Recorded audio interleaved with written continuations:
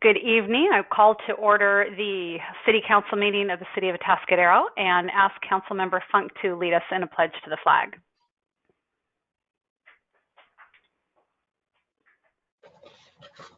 Oh, thank you. Thank you very much, Susan. Yes, it's my birthday and a happy birthday. Thank you both. Oh, you guys are so sweet. Oh, goodness. Thank you. Thank you. Oh, okay, wait, hold them all up. I got to take a picture of this. Get out my phone here.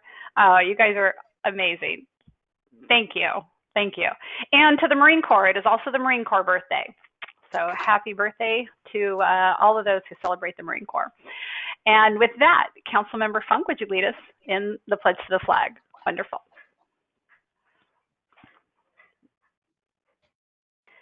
I pledge allegiance to the flag of the United States of America and to the republic for which it stands, one nation, under God, indivisible, with liberty and justice for all. Justice for all. Thank you. That still continues to be awkward because some people are muted, some are not, and we're standing up. But hey, we are doing the best we can with this. I will ask our city clerk, roll call, please. Councilmember Fonzie? Here. Councilmember Funk? Here. Councilmember Newsom? Here. Mayor Moreno? Here. Mayor Pro Tem Bourbeau? Here. All present. Thank you. So if you're watching or listening to the City Council meeting tonight, we welcome you. If you would like to speak during the time that is set aside for the community forum or during public comment for one of the items that's on the agenda, you can call the phone number 805-538-2888 to provide public comment via phone. Now, once again, the number is for public comment, 805-538-2888. When you call, please let us know which item that you would like to speak on. And with that, I will ask for a motion for approval of the agenda. I move. Okay, so I think I kind of like a three-way tie. I'll go with a motion by Councilmember Newsom and a second by Councilmember Fonzie, and we will waive the reading in full of all ordinances that are appearing on this agenda, and the titles of the ordinances will be read aloud by the city clerk at the first reading after the motion and before the city council votes. Roll call, please. Councilmember Newsom? Yes. Councilmember Fonzie? Yes. Councilmember Funk? Yes. Mayor Pro Tem Bourbeau? Yes. Mayor Moreno? Yes, ma'am. Motion passes. Thank you. We have no presentations tonight, so we will move right into our consent calendar. All items on the consent calendar are considered to be routine and not controversial by city staff, and they'll be approved in one motion unless there's a member of the public or a member of the council who wishes to pull an item to comment or ask questions. And I will see if there's anyone in the council who is wishing to pull an item. Seeing none, I will ask Luke, is there anybody on the webinar or on the phone who wishes to pull an item? There is not. And then I will ask our city clerk, did we get any emails of anybody who has comments on the consent calendar? We did not. Thank you. May I have a motion to approve the consent calendar? A motion by Councilmember Funk, a second by Mayor Pro Tem Bourbeau. Roll call, please. Councilmember Funk? Yes.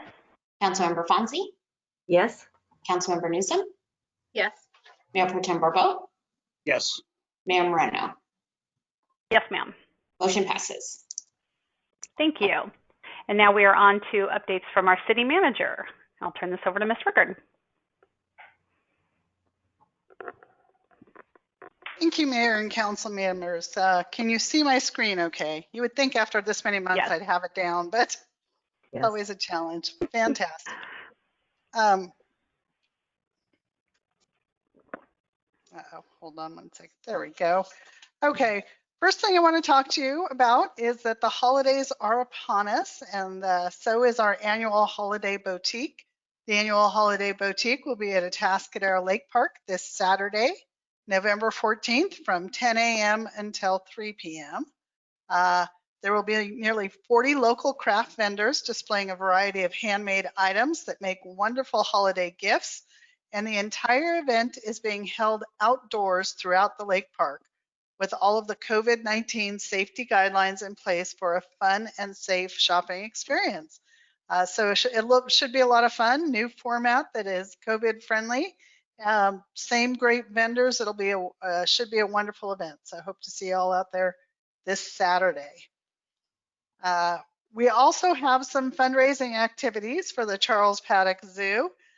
So this year, the zoo's holiday enrichment program is a collaboration with Kong Zoo. All donations to this program help out our zoo residents in the year with enriching new toys. And boy, they look forward to those. If we reach our goal of $500, the zoo will be able to purchase all of the items on the animal's wish list. This great benefit of our holiday enrichment fundraiser this year is that Kong Zoo will match what we raise, thereby doubling the amount of funding for toys for our zoo animal. So that's very generous from Kong, and we appreciate that. And as you may have already heard, the zoo is working to bring sloths back to the zoo. You can donate now and receive a very cute sloth t-shirt to wear. And if you order this week, the t-shirt just might make it to you in time for the holidays. The proceeds for these sales go directly to the Jake Courgette Memorial Sloth Habitat Fund, benefiting the Charles Paddock Zoo. There's a GoFundMe page with lots of information about Jake and why this fundraiser is important to his family. If you want to find out about what that fund, GoFundMe page is, go ahead and contact the city. You can either call the main number 461-5000 or the city manager's office 470-3400, along with a lot of more information. You can also visit the charlespaddockzoo.org. And also for any information on the Holly Boutique or any of our other special events, go to visitatascadero.com.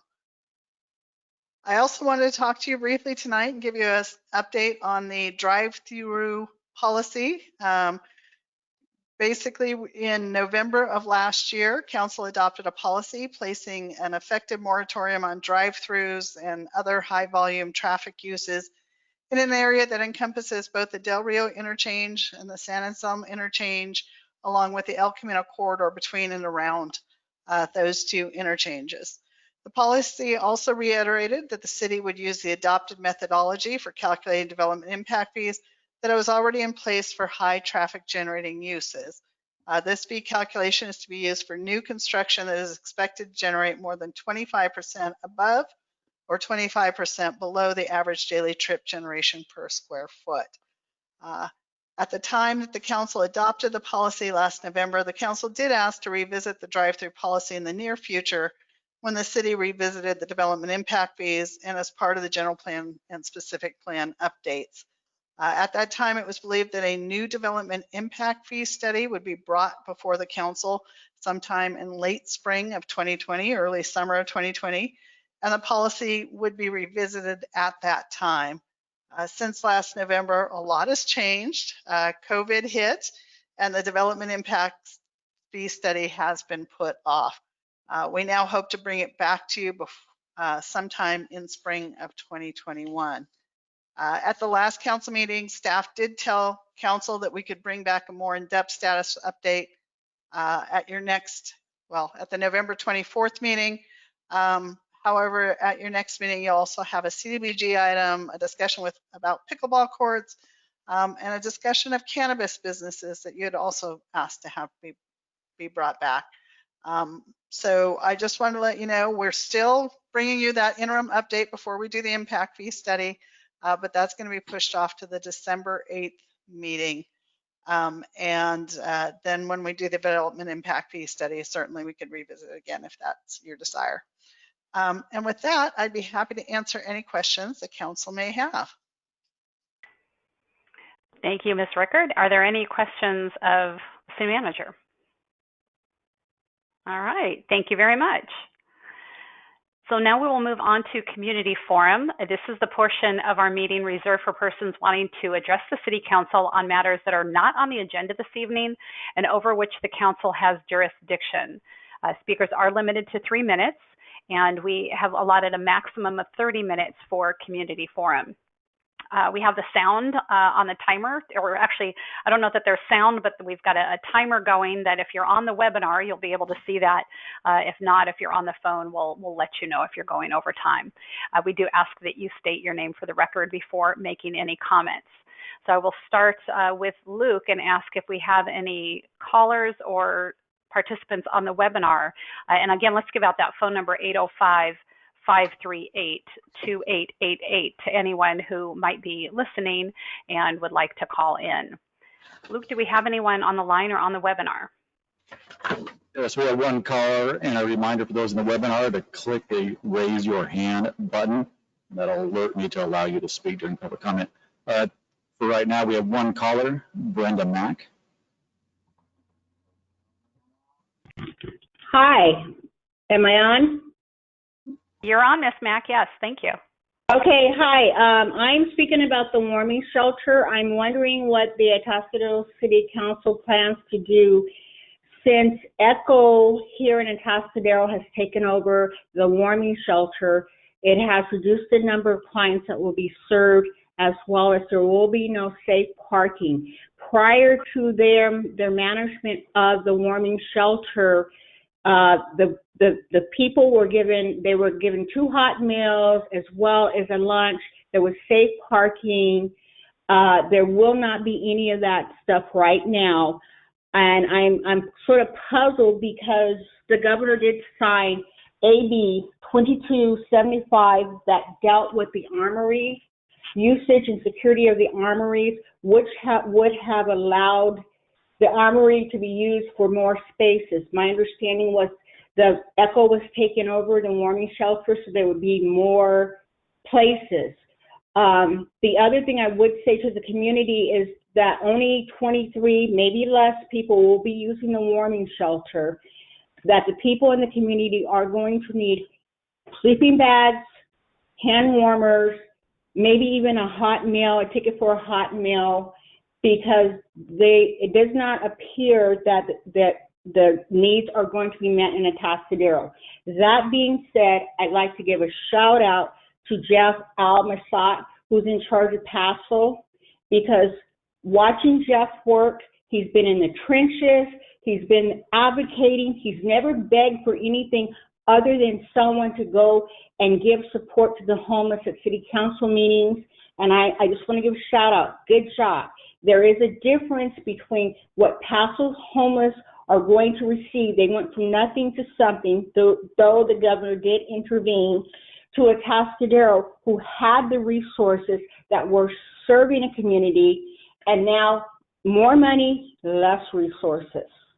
And also with the de facto police chief, I believe it's Miss Rickard, since we don't have a police chief, I'm not understanding why, when she was told because of the Boise decision that people are allowed to camp at City Hall if there's no shelter available, that she's insisting that you cannot do that, because I'm afraid that she's going to cause a federal class action lawsuit to be called, since we are going to get a new justice system.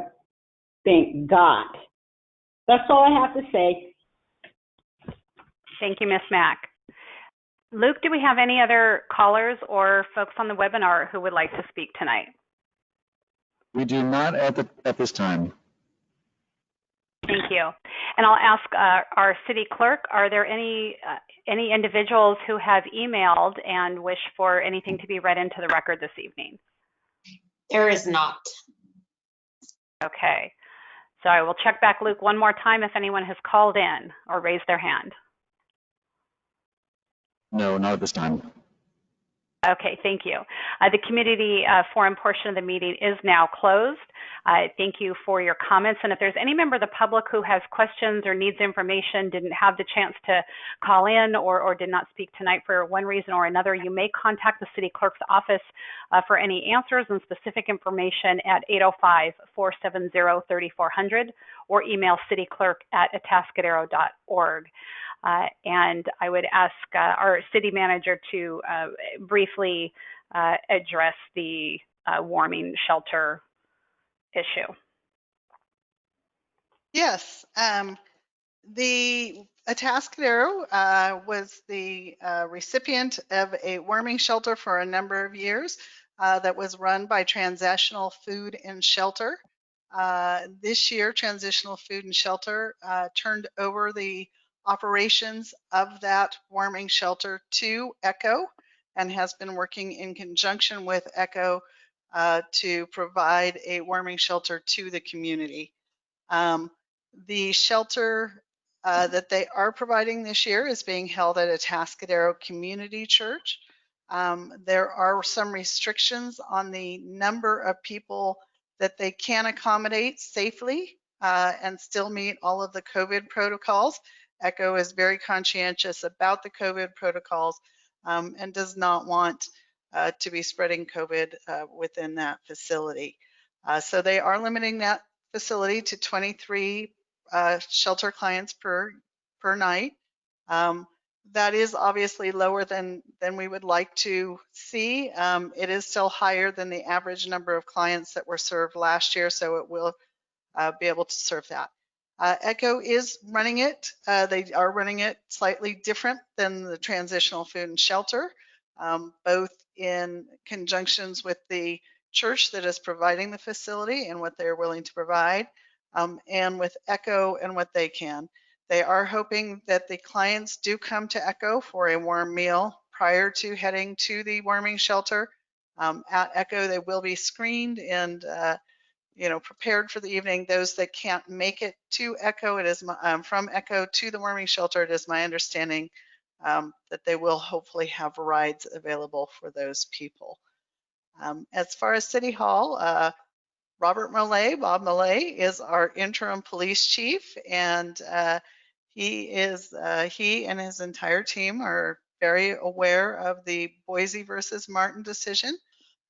We have discussed Boise versus Martin on many occasions with the city attorney and with the police department. All officers are aware of what that entails and our ability to cite people that camp illegally. We are only allowed to do that if there are open spaces available in a shelter. So we are monitoring that. We are working with the city of Paso Robles in conjunction, just as we have had ECHO and TFS at times when they did not have warming shelters. They have had some shelters when we have not had some available. So we all work together. Through that, we do encourage everyone to take advantage of all of the shelters that are available. Lieutenant Millay is available if the council has any further questions on that. So thank you. Thank you very much. We'll move on to our public hearing. We've got item B1, which is the 2021-28 Housing Element Final Draft Plan. I will first ask if we have any ex parte on this item. I am seeing no council members indicate ex parte. I have none myself. For the public's knowledge, ex parte is us letting you know if we've had a conversation outside of this meeting that would influence our decisions. And I have not had one recently. I did have one with Max Zappis several months ago, but it's been quite a while since then. I see Mayor Pro Tem Bourbeau. Yeah, likewise, I was just going to mention that as well. I didn't mention it right off the bat because it has been a considerable amount of time, but I also had a discussion with Max Zappis regarding some input he had provided on the housing element. Thank you. And we will move on to our Community Development Director, Mr. Dunsmore, for the presentation. Thank you, and good evening, Mayor and Council. Well, we've reached it. We've reached the final stage of the review of the housing element and for some years to come. So this is a great milestone tonight if we're able to accomplish adoption of the housing element. I will be handing this presentation over to our typical consultant, Genevieve with MIG, and she's going to present to you some of the basics. We did bring this to the Planning Commission recently, and they did recommend adoption of the housing element. And I will add one more little tidbit that Genevieve, right after this tonight, will also be doing a very similar presentation for the city of Paso Robles. They're at the same stage we are. And we've been sharing this consultant, and they've been helping out. So it's been a really nice regional look at the whole North County in terms of housing.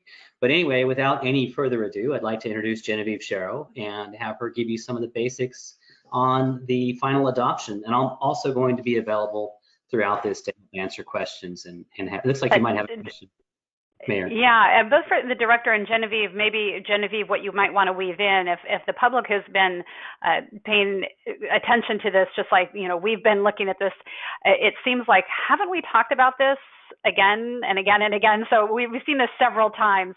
And so maybe just sort of a brief, you know, thing on why we're looking at this again tonight, this final, because really there's not much that's changed. Thank you.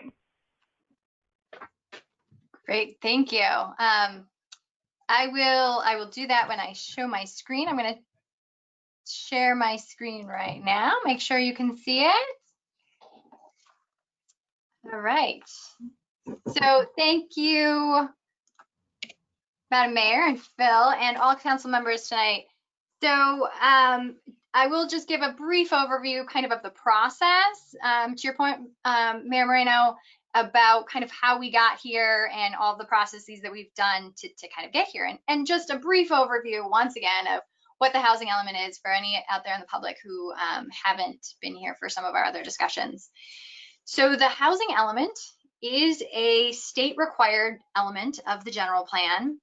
But it's a little bit different than some of the other elements of the general plan in that it's the only element that's required to be reviewed and certified by the state agency called the Department of Housing and Community Development, or HCD.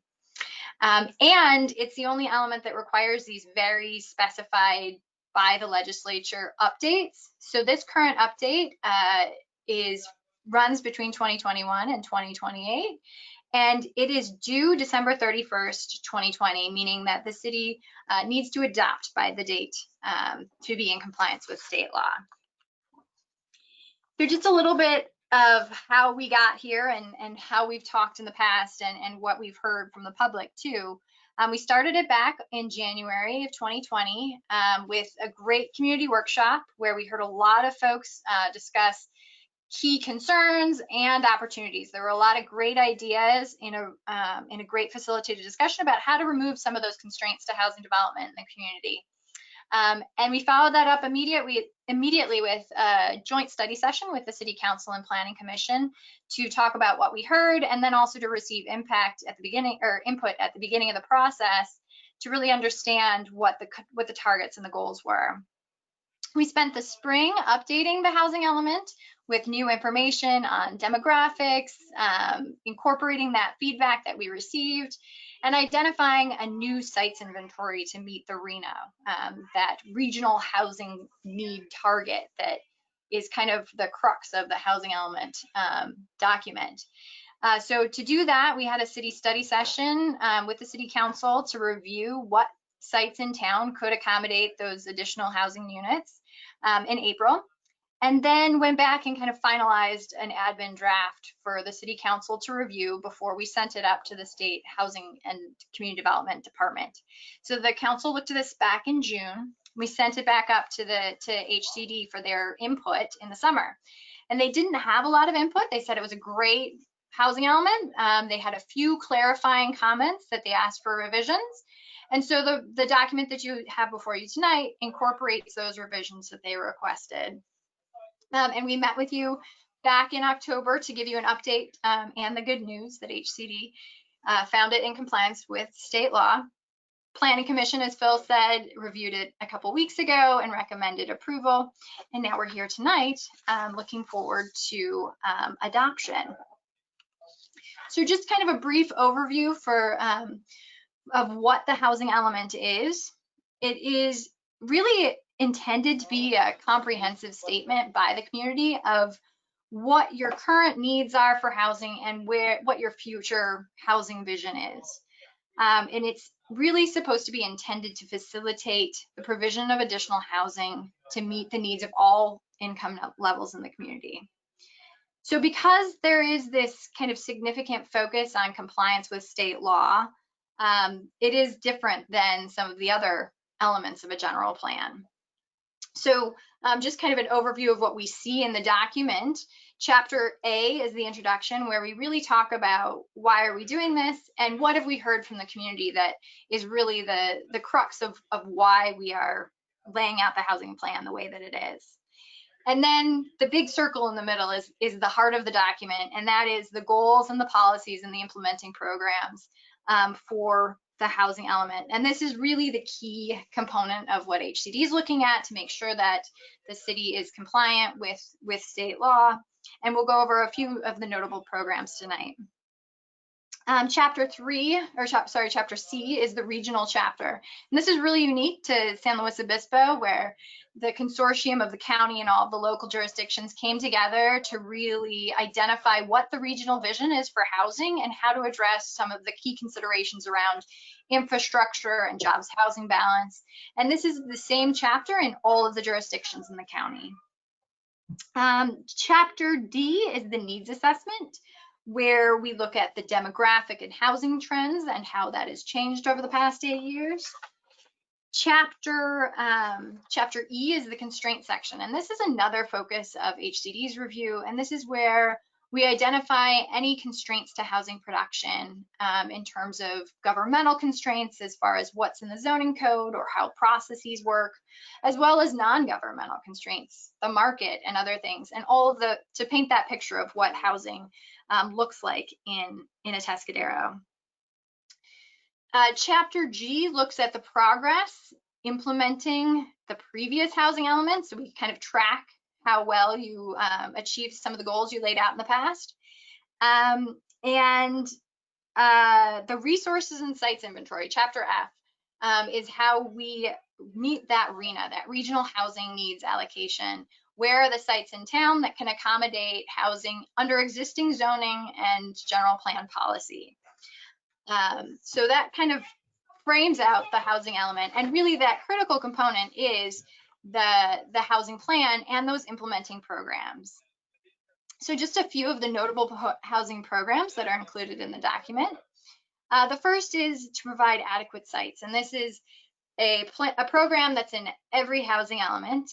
So it shows that the city can accommodate that regional housing need allocation within the current zoning. So no rezonings are required, and but one consideration is that all of those sites that are identified are considered to allow housing by right.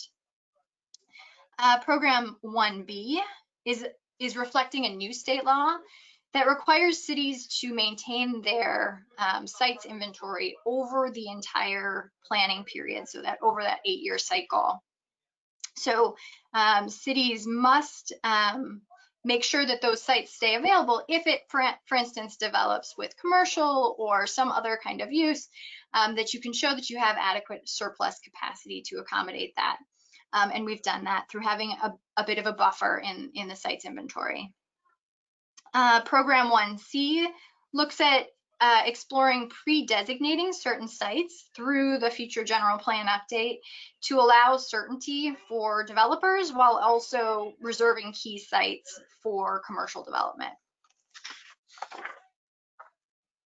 Program 2B calls the city to consider adoption of an inclusionary housing ordinance as a change to the current inclusionary housing policy.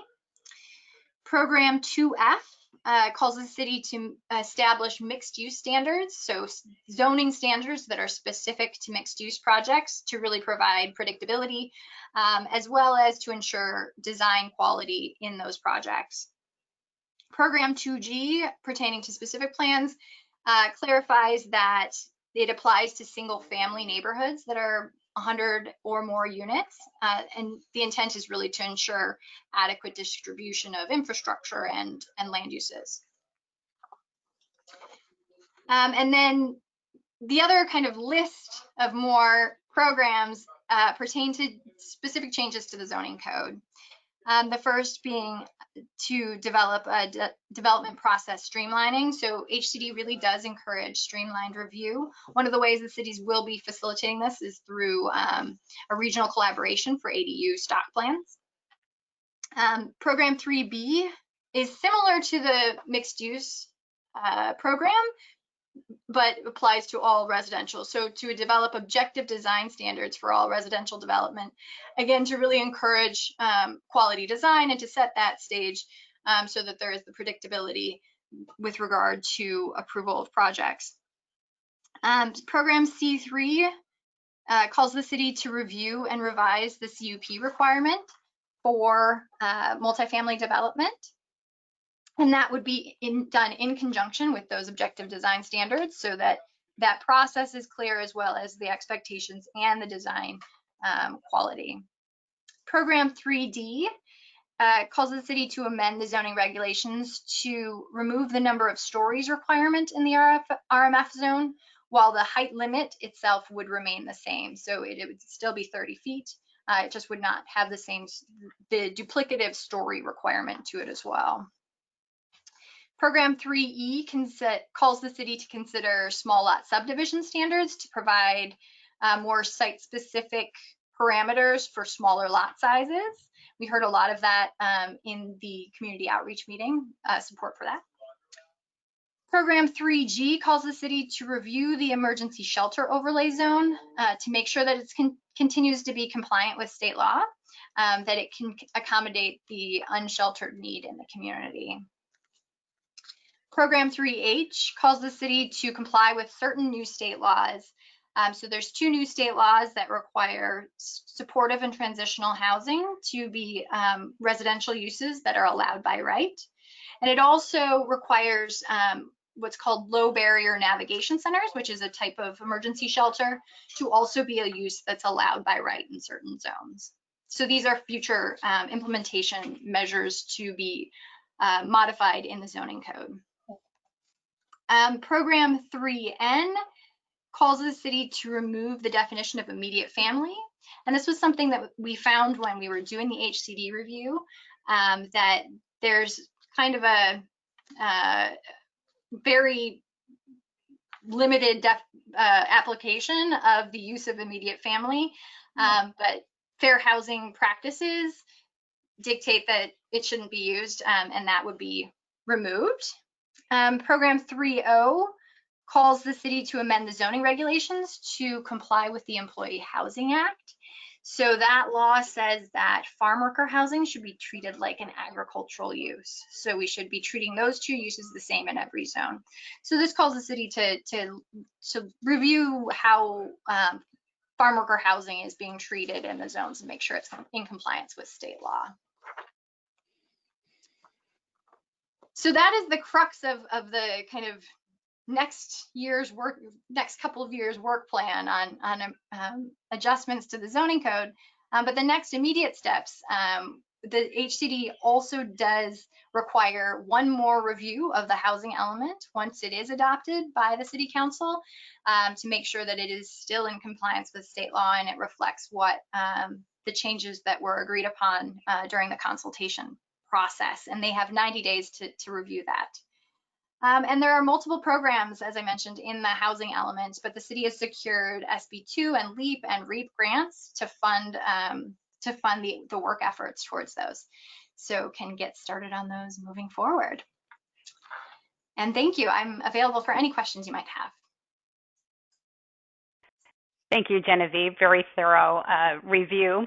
And for those that may be tuning in tonight, as we said, this is something that we've taken a year to go through, a lot of public input, a lot of look at by the council. The planning commission's approved it. And so this is sort of our final look before it heads off for the final stamp of approval. And in all the things that Genevieve talked about, know that this is the work that's coming up before us. So it's not that we've done all of these things, is that we're putting forth this plan in our housing element to say this is what we are going to be working on. So there's a lot of work ahead, but I know Phil and his team are up to it. So with that, I will ask if there are any council questions. Councilmember Funk. Thank you. A couple of things. On page 44 in our packet, one of the things that was mentioned in the analysis is that was a comparison of the kinds of things, barriers that our city, people applying for permits in our city face relative to other cities in terms of how well do we process them. And I know people can sometimes be very skeptical about how the challenges of getting things permitted and through. Can you provide more detail on the statement that we're in line with or more expeditious than surrounding jurisdictions in our processing of permits? Sure. Yeah. So that is something that HCD does require us to look at. The state law requires us to look at process timelines. And we kind of compare it to surrounding jurisdictions, and it is in line with, certain projects can always differ based on complexity. So we have kind of a large margin of, ranges for how long a project would take. But anecdotally too, we did hear through our outreach that Atascadero is really good at moving projects through, is extremely responsive, and has a really good permit streamlining process that people were happy with. Thank you, and congratulations to our staff for making that happen. I know that we're thinly staffed and people work really hard to do that. Am I also correct in understanding, based on the action that we actually took in the consent agenda earlier, that Atascadero will be the lead agency for developing stock plans for accessory dwelling units? Those are the extra granny units or things like that people might put in their properties, so that would further streamline it and make it quicker and easier and less costly for people to develop those kinds of units on their properties here. Yes. Great, congratulations on that too. One other question in terms of the sections G and H of Program 3, where we're looking at the emergency shelter overlay zone and the special needs housing. One of the issues that comes up, and we heard from a caller this earlier today, and we've heard it in emails in recent weeks about the warming center, which currently is being housed at a church. I note that the emergency shelter overlay zone basically is the ECHO property, and that hasn't been expanded, as I understand it, because am I correct in understanding that's not been expanded because ECHO actually technically has capacity to house more people on that site? Yes, and for the fact that there hasn't been an identified demand or need in a specific location. So if someone was to approach us and say, hey, I'd like to create a shelter here, perhaps that could be examined. Or if the city was going after a specific location, we could examine it. That hasn't happened yet. So it's still an option to expand or have multiple emergency shelter overlay zones if we need that, or if there are nonprofits that can accommodate that. It just hasn't happened yet. So if a particular location wanted to take up hosting the warming center on a permanent basis, as opposed to it moving, several different churches in recent years have shared this responsibility. It's moved around from neighborhood to neighborhood. We would be able, how would we accommodate that in the process?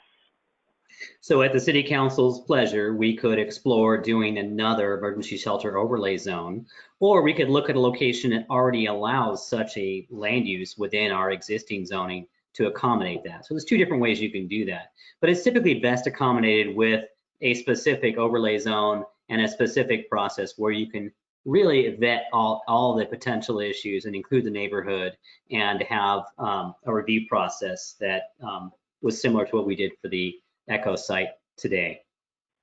Sure. That, you know, there's never an easy location. No, it's all difficult. Yeah.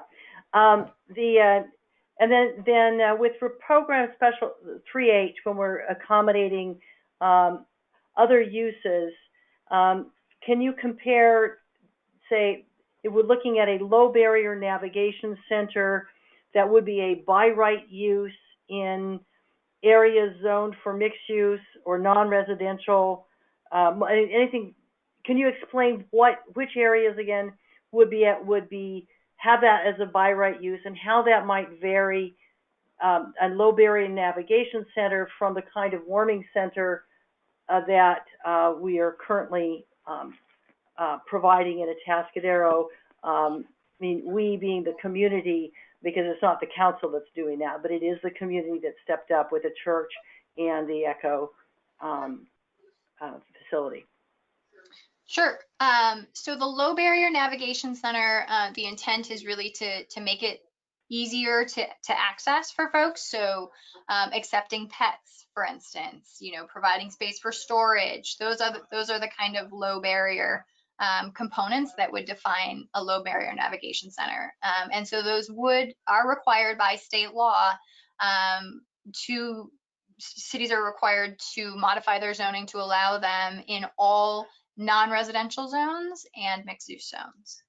So not in residential only zones. Okay. But in multi-family zones as well? Not required in multifamily zones. Okay. Thank you for clarifying that. Sure. So then after those changes will come up to the council, but we're to get our zoning code in conformance with state law, and we will need to do that, of course. And once that's done, then there would be more flexibility in where a warming center might get located, because those more categories of properties would be available as a by right use, as opposed to just by churches hosting it, where the city can't say no.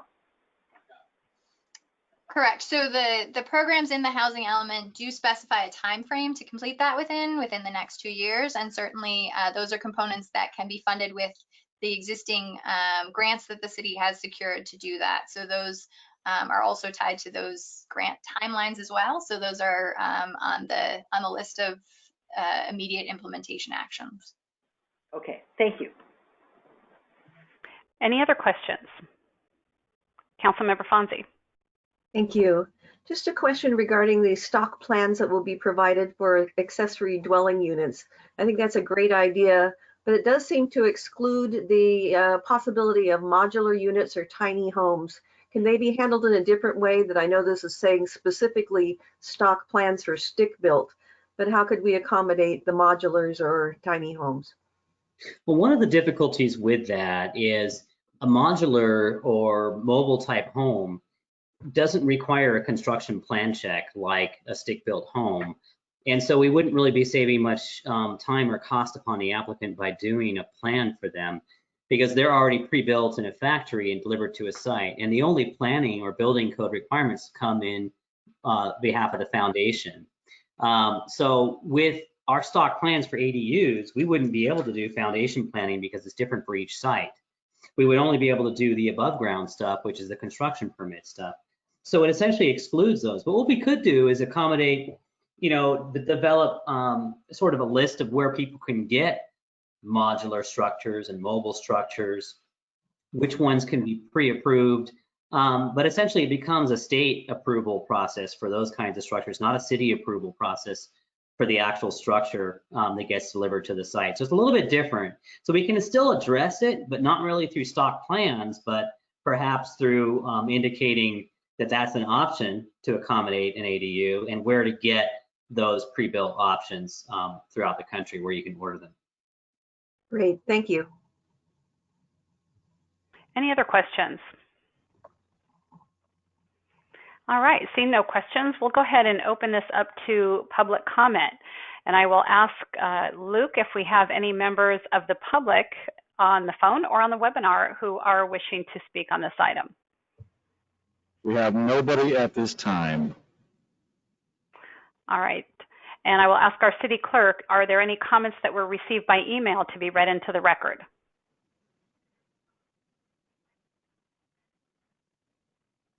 I just double checked, there were not. Okay, thank you. We'll go ahead and close the public comment period. As we said, this has been gone over many, many times, and so I guess it's not too surprising that there's not comments tonight. But as we work to fulfill what we're committing to in this housing element, we will be looking forward to engaging with the public over the next couple of years as we put these plans into action. And thank you so much to Genevieve and to our Director Densmore for all your work on this. I know a lot went into it. And with that, I will ask if we have discussion or a motion. Charles, I will move that we adopt the draft resolution adopting the 2021 through 28 housing element and submit the element to the state for certification. Thank you. And I'll second. Do I have a second? And so we have a motion by Mayor Pro Tem Bourbeau, a second by Councilmember Funk. Roll call, please. Councilmember Funk? Yes. Councilmember Fonzie? Yes. Councilmember Newsom? Yes. Mayor Pro Tem Bourbeau? Yes. Mayor Moreno? Yes, ma'am. Motion passes. Thank you. And thanks so much, Genevieve. I'm sure we'll be seeing you again. Thank you. Hope so. Take care. Bye. And now we're on to our one management report this evening, the Atascadero Mall Plaza Construction Award, and our Public Works Director, Mr. Nick DeBar, will be making this presentation.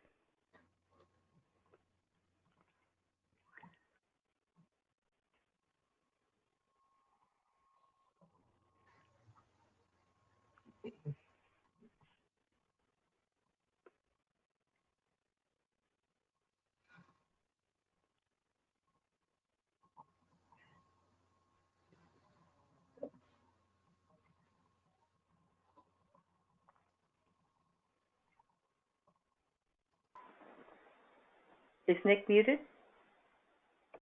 I don't know. Nick, do you think you're talking to us? Because we don't. Sorry, I'm here. I thought you were trying to get the PowerPoint all worked out. By the way, I was having trouble with my logging in earlier, so happy birthday, Mayor Moreno. Thank you. All right, I'm trying to get this. It keeps, second. When I open this up, it covers up my screen. So I'm going to. Oh, it does the same thing to me. Yeah, it's hard to get into presentation mode, isn't it? Yeah. We'll get it going into presentation mode. I think Nick's going to let me talk about this one a little bit too. So. Okay, can you guys see that? No, we can see you though. There we go. Now we can see it. Okay. Did it advance? Am I on background? Yes. Yes, you are. All right. So this is a tag team between the community development director and myself, but just a little background on this project. It was originally a vision and initiated with the La Plaza development project in 2018. As part of that project, we actually abandoned part of the right-of-way that was no longer needed and was part of the La Plaza development. It was originally meant to be built with the La Plaza in lieu of the parkland impact fees, but the project scope and the cost grew a little bit beyond that parkland fee that they would have to pay. We had a lot of input from different stakeholders, the Zappas team, nearby neighbors, city staff, council members, Terry Banish, who is always planning city events, lots of people. So it's going to be, the design was really to accommodate a wide variety of users and public purposes. And Walsh Engineering was hired by the city in 2019 to prepare construction plans and specifications. And at this point, I will turn it over to Director Dunsmore, who will be much more animated than I normally am. Well, graphically animated, I'll call it, but that's about it. I do want to step back just a couple years in time, just real quickly, just to go through some of the phases and the origin of this project, and just to remind us of where we're going with our entire downtown and how this fits in, and how fantastic this whole plan is. You know, one time the La Plaza Mixed Use Project and some of the other projects around it, like the infrastructure project, were just a concept and a dream and an artist rendering. But today that rendering is really coming to life. Nick, can you move on with the slide? I forget, I'm trying to punch the slide forward and I don't have control. There we go. Well, many, many years ago, we were left with this remnant space after the construction of the Highway 101 freeway and after El Camino Real was changed from its freeway to back to a street, and we were left with this remnant Atascadero Mall. And this is really that demolition picture that I love to reflect back upon from the 1950s. Next slide, please, Nick. Fast forward a few years, the freeway was in, and that remnant area just became this odd little double street section across from the park. Surrounded by fuel stations, it was part of the rest stop of Atascadero as people made it up the grade. And that's a picture from City Hall. It was taken many years ago, looking at that little piece of land. Keep going forward, Nick. More into modern times, and prior to the La Plaza project being developed, this area was definitely in need of a focal point. It was in need of development, redevelopment, and we're so fortunate to have the La Plaza project move forward. As Nick had mentioned, the plaza itself that we're looking at tonight for this bid was originally a part of that La Plaza project. However, it is on public property, and it made better sense for the city to be able to play a larger part in that development of that park space or that plaza space. It's going to be so critical to our future. Keep going forward, Nick. So here we were in 2018, just right prior to groundbreaking of La Plaza, and that double street still there. You can still see the property on the right where Malibu Brew used to be. And this was right after the former Main Street building had been removed from that center island of that property. And of course, with the La Plaza project, we did abandon a big portion of this right of way to allow that development to have some additional land. 2019, go ahead, you can go to 2019. We started to look at different things and different issues with that property and the need for children to cross safely, the need to accommodate a good visibility of the tunnel, a need to accommodate the businesses that will be existing there for some time. They still may be non-conforming, but they're still there, and to accommodate the new things of Atascadero that are coming to that location. It seems like a long time since we've seen school kids crossing the road here, but this is just last year, and we'll have it again here shortly. Next slide. And here we are today. This picture was taken today, that same location, and we still have a nice big space left there, and it's wonderful to see that project coming to fruition and the fact that we can play a part with contributing to a wonderful plaza that's going to really be an aid to not only that business, but future businesses that come into the city that can use that space. We can use it for events. But it's been a very complex process to get it figured out. It's taken a couple of years, given multiple parties, multiple needs, an extensive amount of utilities and improvements that run below this section. But now we're there. We're just about ready to start doing something magical with this property. Next slide, please.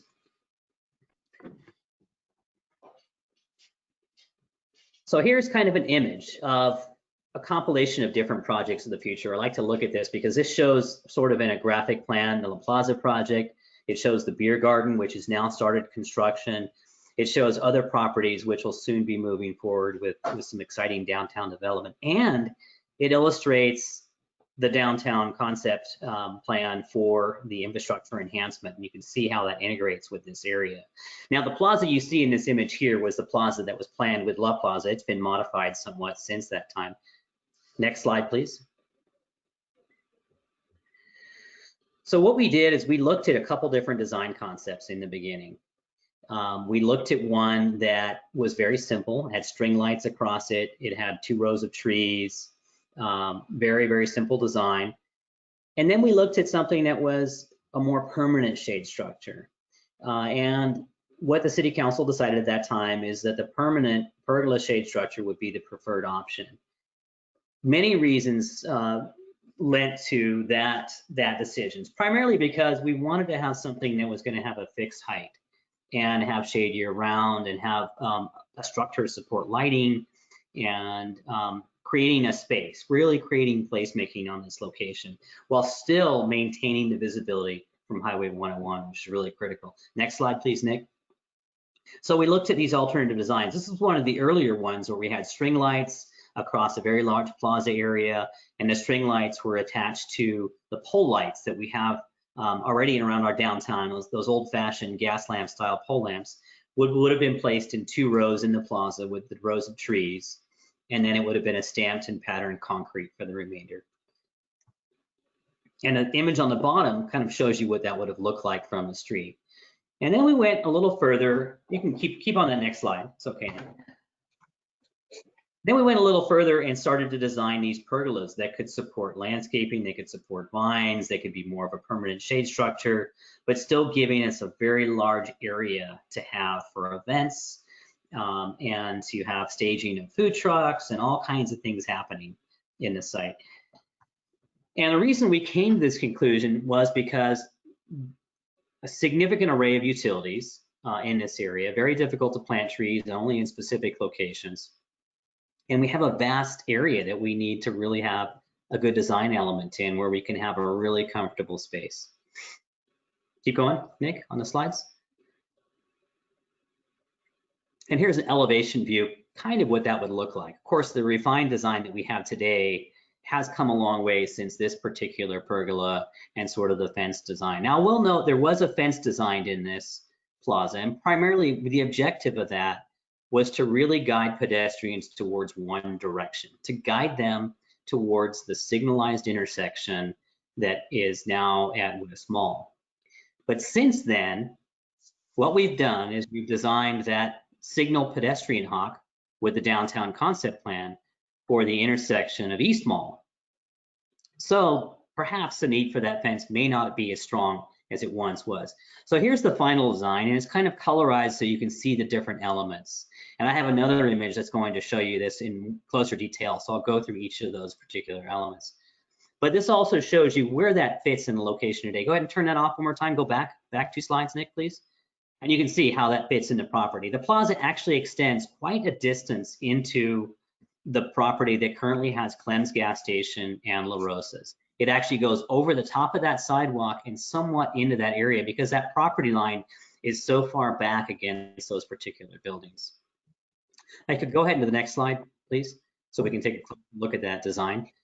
So looking closely at this design, I'm going to point out a few elements. First of all, the red hatch line at the top. That's the property line for La Plaza after we abandoned the portion of the right-of-way.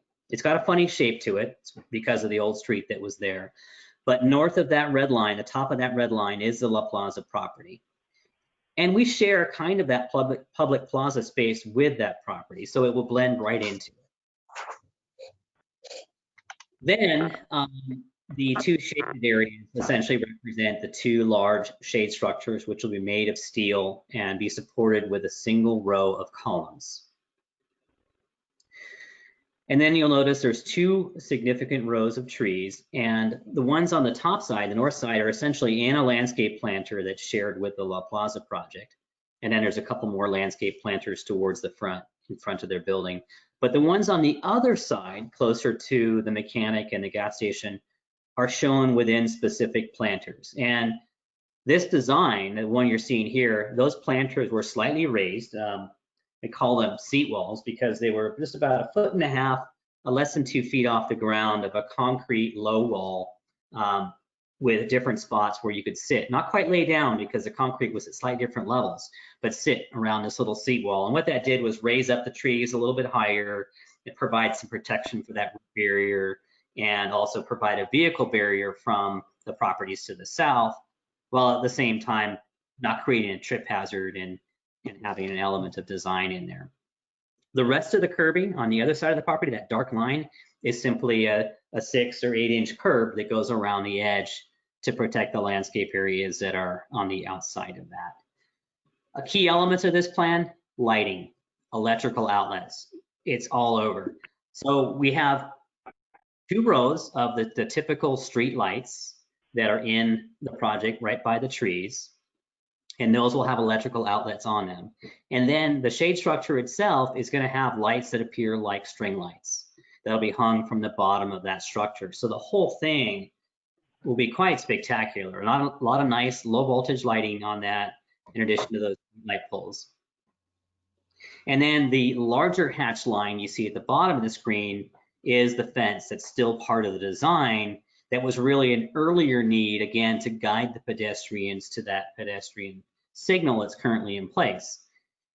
Whether we need that or not, I think that's a question, because what happens with this whole area is it becomes a plaza. It doesn't become a street anymore. Vehicles that enter this will be entering this zone to enter the Clems and La Rosa's area, but they'll be doing it by going up a driveway ramp instead of entering a street. So you'll be entering the plaza portion of it for that matter. So that fence area could be simply a set of bollards that you can walk through to protect the vehicles from entering the pedestrian zone. Or it could be that low fence material that is along that area that would completely prohibit the pedestrians from walking in that line. A couple of concerns have come up about that in the past. Is it going to obstruct visibility of the tunnel? Are pedestrians going to just ignore that 3.5 foot fence and hop over it or damage it? Possibly. So those are things to think about as we go through a list of items that Nick will talk about in terms of being cost effective and cost efficient on the project, and what absolutely needs to be there and what does not. But under this proposal, I will say also that the plaza concrete surfacing, which is a scored concrete, and then there's a band of pavers, which could also be changed to stamped concrete, create the design space for the ground and make it more visually interesting and make it slip resistant. But that surface goes all the way up to the property line of the mechanic and the fuel station. Next slide, please, Nick.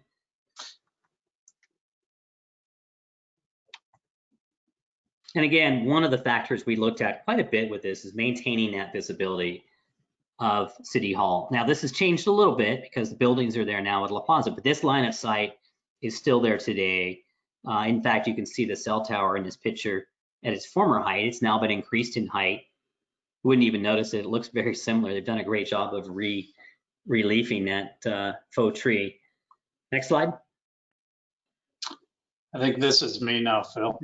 This is where Nick's going to talk to you about the details, the engineering type stuff, and get into the bid and then get into a series of different things that we can talk about. Go for it, Nick. So we did use that design concept, and we put together construction plans and specifications. We bid the project in August of this year. We had a bid opening, I guess it was exactly a month ago today, or sorry, 2 months ago today.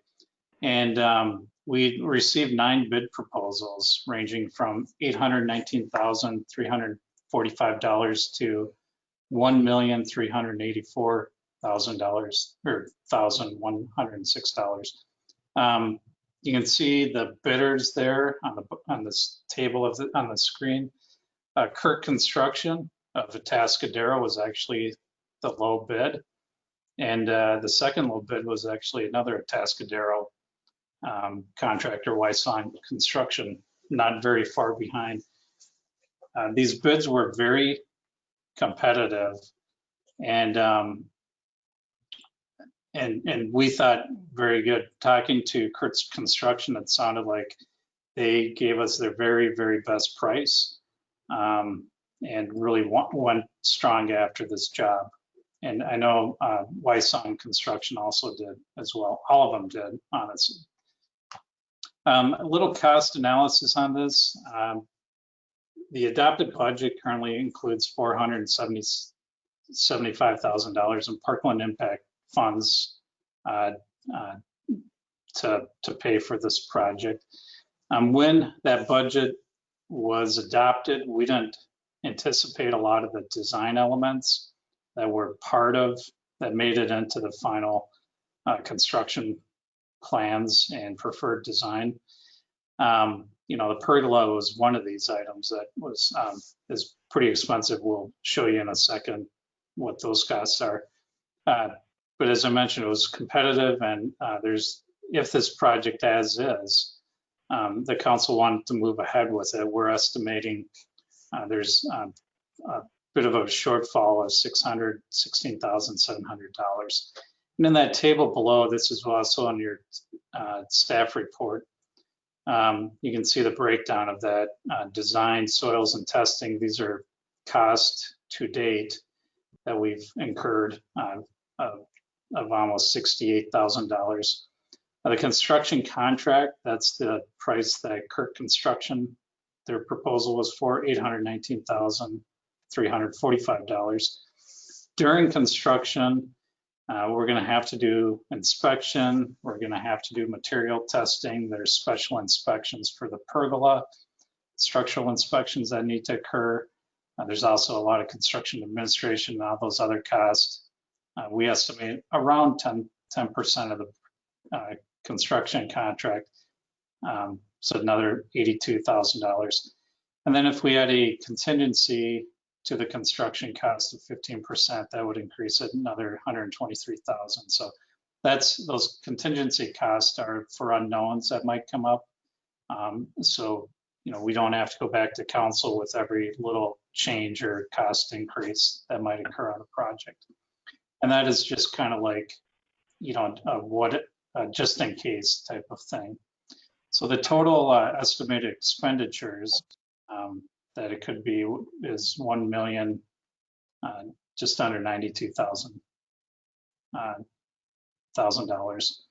The funding sources there, you can see the $475,000 that's in the current budget, and then additional facilities fee fund reserves of $616,700.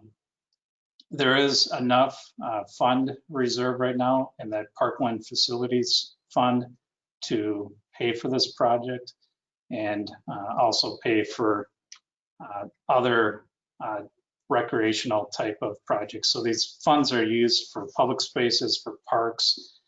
Joy Playground was funded with these fees. So it's for new parkland type facilities. So this is going to be a public space. It's going to be like a park, and so it does qualify for that. Couple options that I had talked about in the staff report is potential cost savings that we could look at. The biggest one is to eliminate or remove that pergola shade structure from the project. And we're estimating this could save, $250,000 to almost, just under $300,000. This is a major component of the design. If the council chose to remove it from the project, this would trigger us to have to rebid the project. So we'd have to put it, modify the construction plans and specifications, put it out for another 30-day bid, and come back to council with consideration of awarding that project. Another item would be to substitute the concrete drive with asphalt. This is that drive that goes on the south side of the plaza that goes back to, that serves Clem's and La Rosa's. This is estimated to reduce the project cost by about $25,000. And basically at some point in the future, we're anticipating that access to those properties will not be needed at some point in the future. And then that would go back to the plaza, and it would be anticipated that that would go back to a concrete to match the rest of the plaza.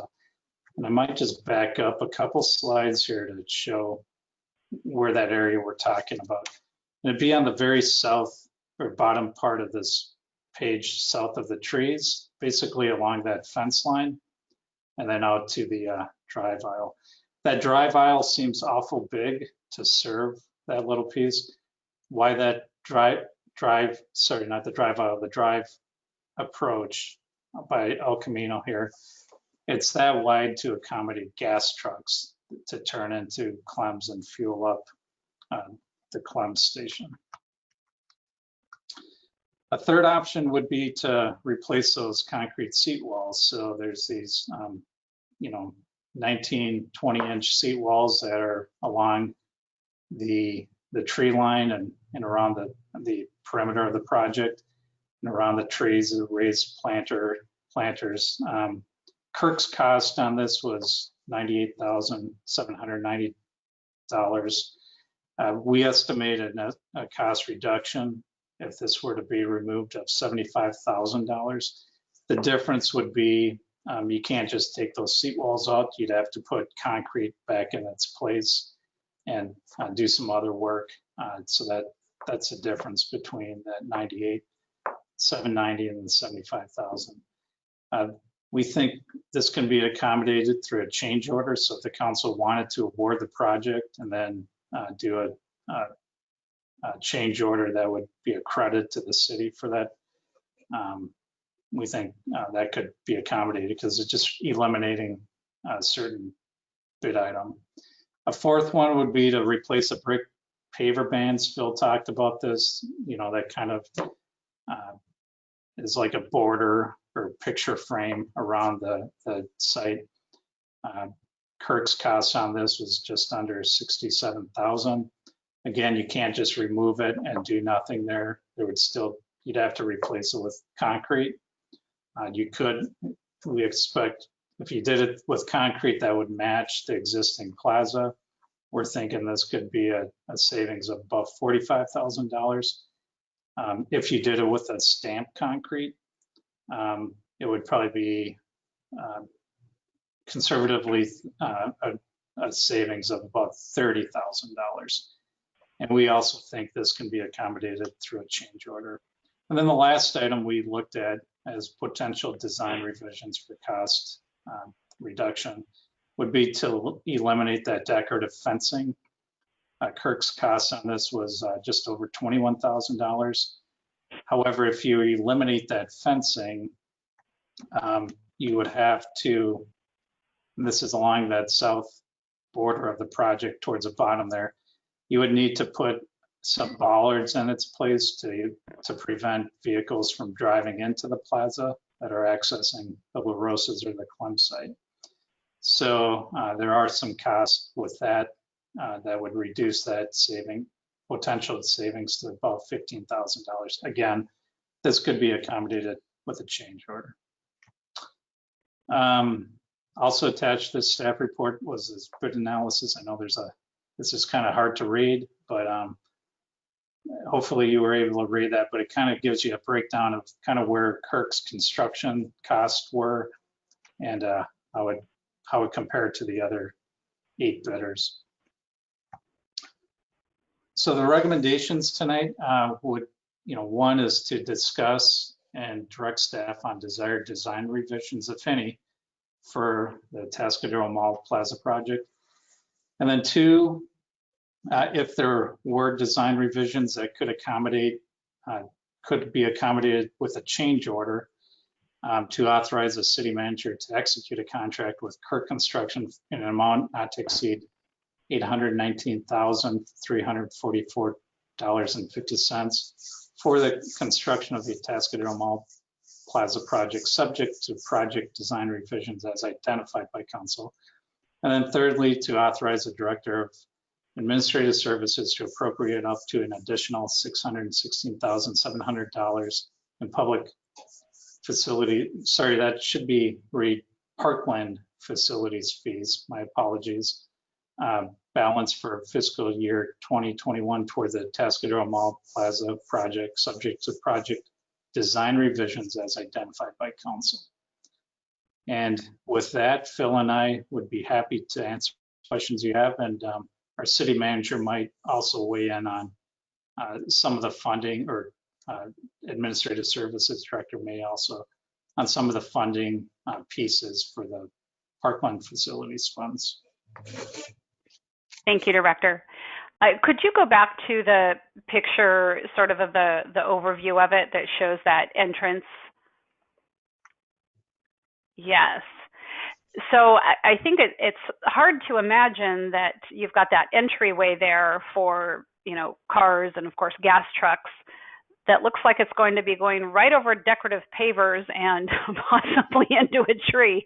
And maybe this isn't to scale, but as we're having this discussion about what to add or not add, and really to have a good picture of this, it seems odd that someone could come in a driveway and then have to jet over to go up a ramp. Is that actually how that will be?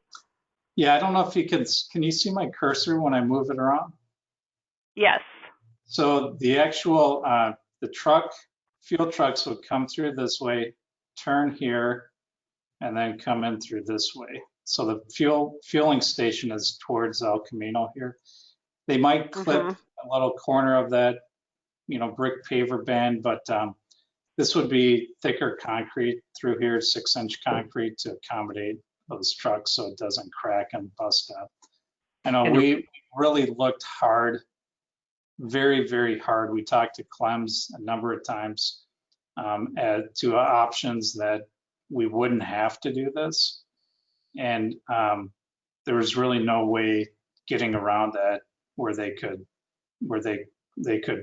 get their fuel trucks in there without having this drive approach. It's the radius of the turn movement that requires it to be so far north. And they take a long angle to turn in. And but the driveway also doubles as an access to the plaza for events and food trucks and things like that. So it does seem odd, but yeah, it's the way it lays out.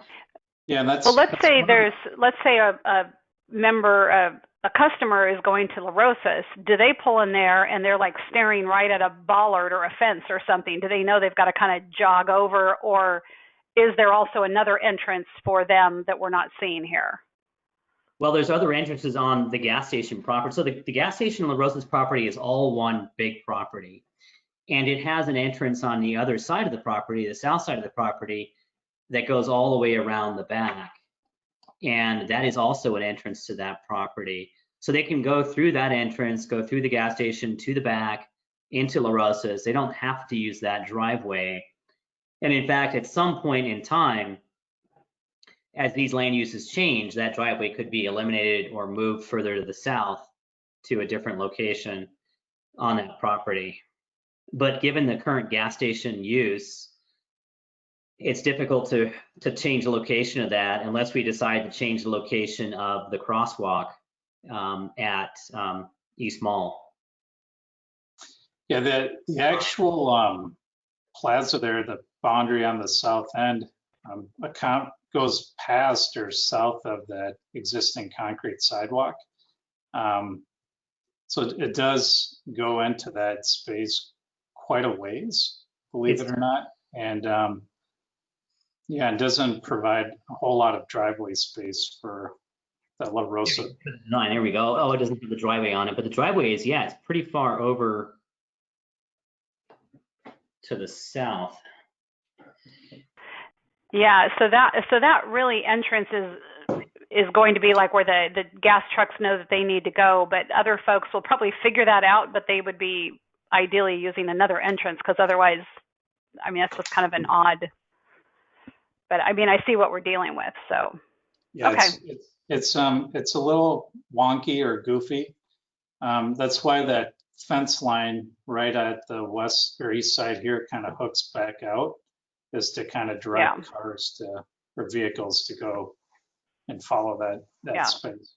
Or bollard. And then could you just, for the public's information as well as for us to all be on the same page, go back to the other page where you're kind of looking at the overview with the design up.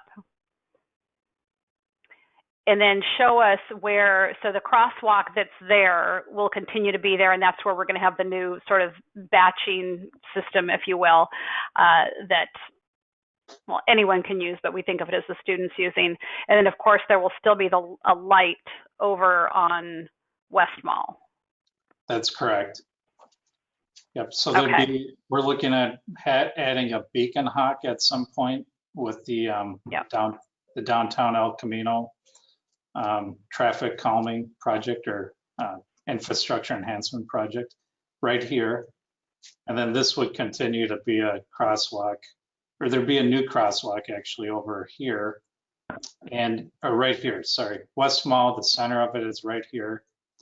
So there'd be a new crosswalk here on the park side of West Mall, and also maintaining that existing crosswalk on the north side of West Mall in front of Sylvester's. Okay, so we'll now have 3 crosswalks, one of which is at a stoplight, and the other 2 that will be beacon hawks. 2 at a stoplight or a signal at West Mall, and then 1 at East Mall, which would be the beacon hawk. Got it. Okay, thank you. It's kind of hard to see with it partly off screen there. And then I think probably an issue that we all have on our mind, and you mentioned this, Director Dunsmore, is with that idea with the ballards, like we may or may not need the fence. Are we concerned about the batching? You seem to somehow indicate that you were less concerned than before. Could you give us a little bit more input on that? Sure. Essentially, bollards will do the same thing. They don't allow a vehicle to drive through there, but they allow pedestrians to walk more freely through this space. This is intended to be a shared space. It's not intended to be a road or a driveway. Very similar to other plazas in our county. I think a good example is Mission Plaza in San Luis Obispo. It's still a straight right of way, and vehicles do drive down it to get to the businesses across the creek in San Luis. And it's open on the other end. It's closed, but with bollards on one end. But there's no fences anywhere. Instead, you guide vehicles with bollards, and it creates a more open, visible area and creates what we call more friction for the vehicles. In other words, when vehicles enter this area, they're going to drive extremely slow with caution, like they're driving through the Vons parking lot, if not even more friction, because they're driving onto what is part of a shared space, a plaza. It'll also change how other businesses that are currently there now will operate. Now, if you build a fence and change the paving in that location, what's going to happen is you're essentially making the plaza area smaller, and you're going to give more area to those existing non-conforming businesses. And we can do that, but it's just going to change the feel of what is really supposed to be a larger public space. And hopefully at some point in time, different land uses that occur on that property that currently have non-conforming land uses.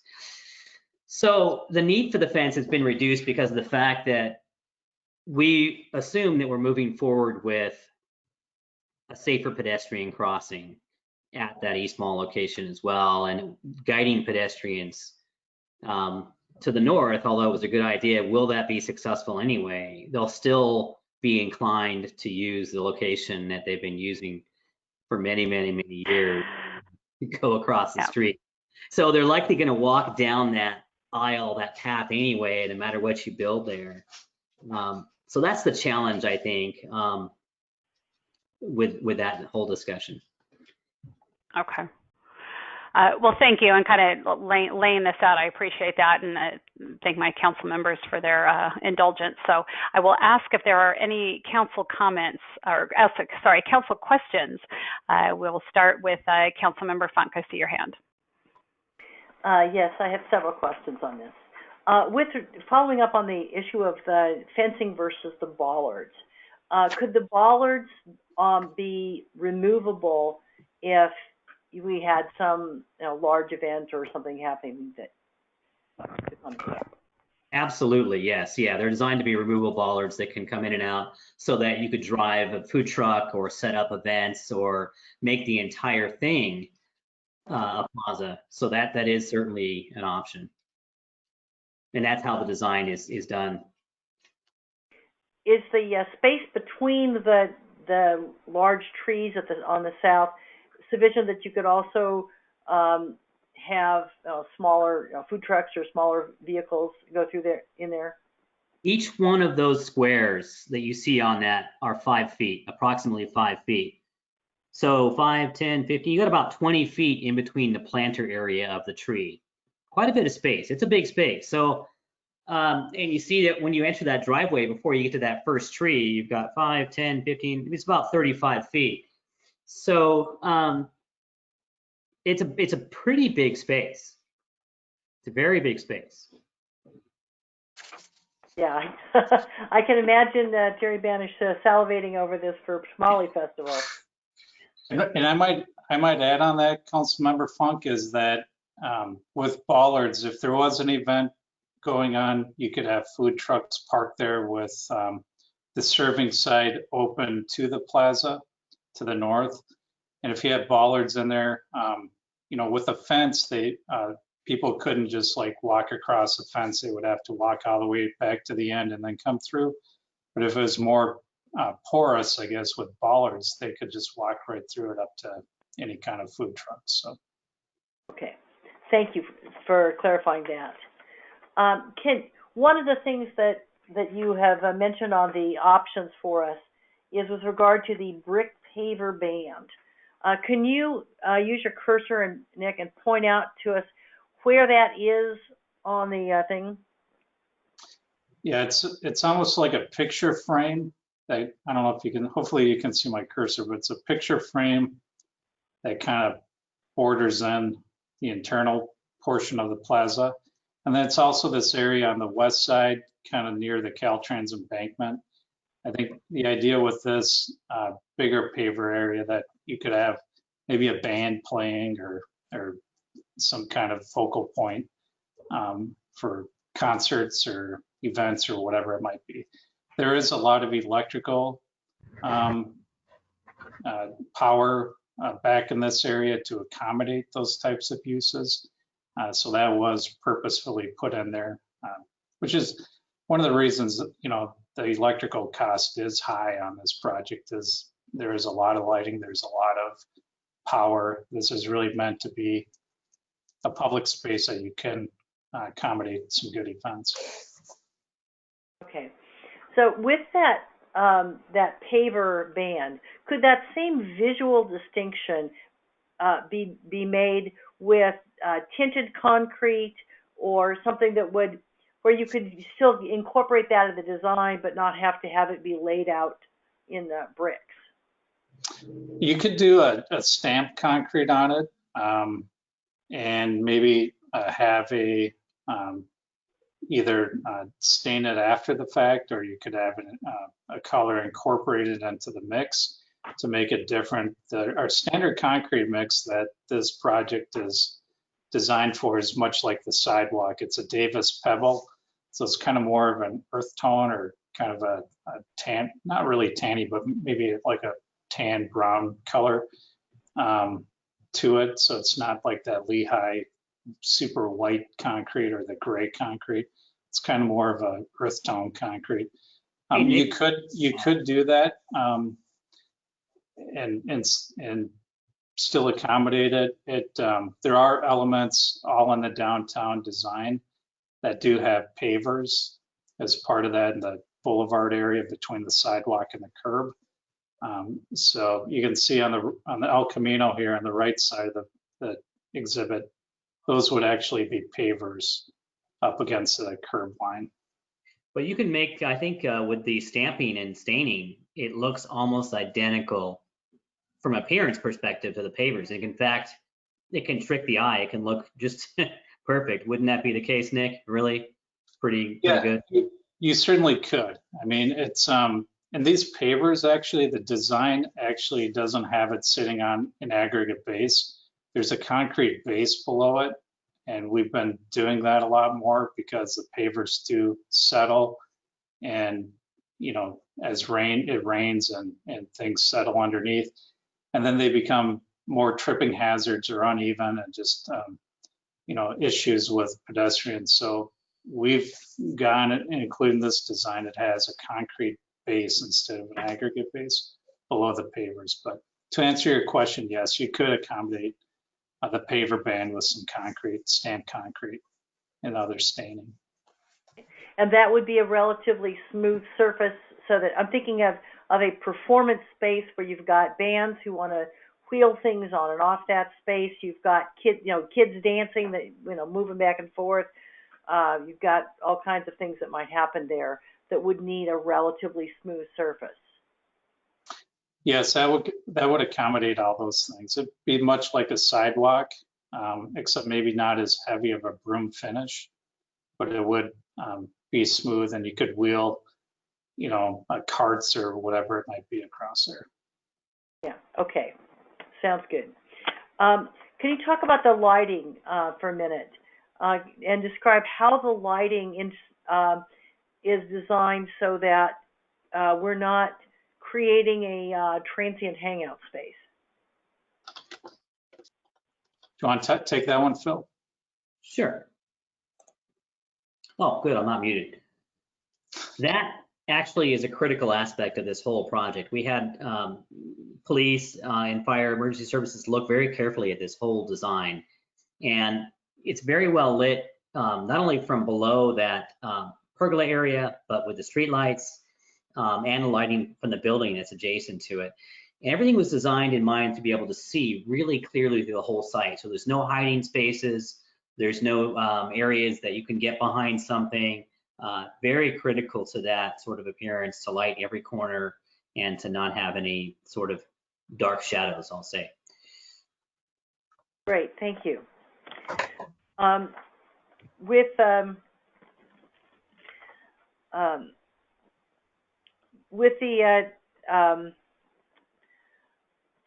I'm coming back to the budget of this for a little bit. For the contingency fee, which is $122,009, almost $123,000 in contingency, under what circumstances would that money be? Are we basically authorizing the city manager to expand the contract up to that should contingencies happen? And under what circumstances would that money be expended?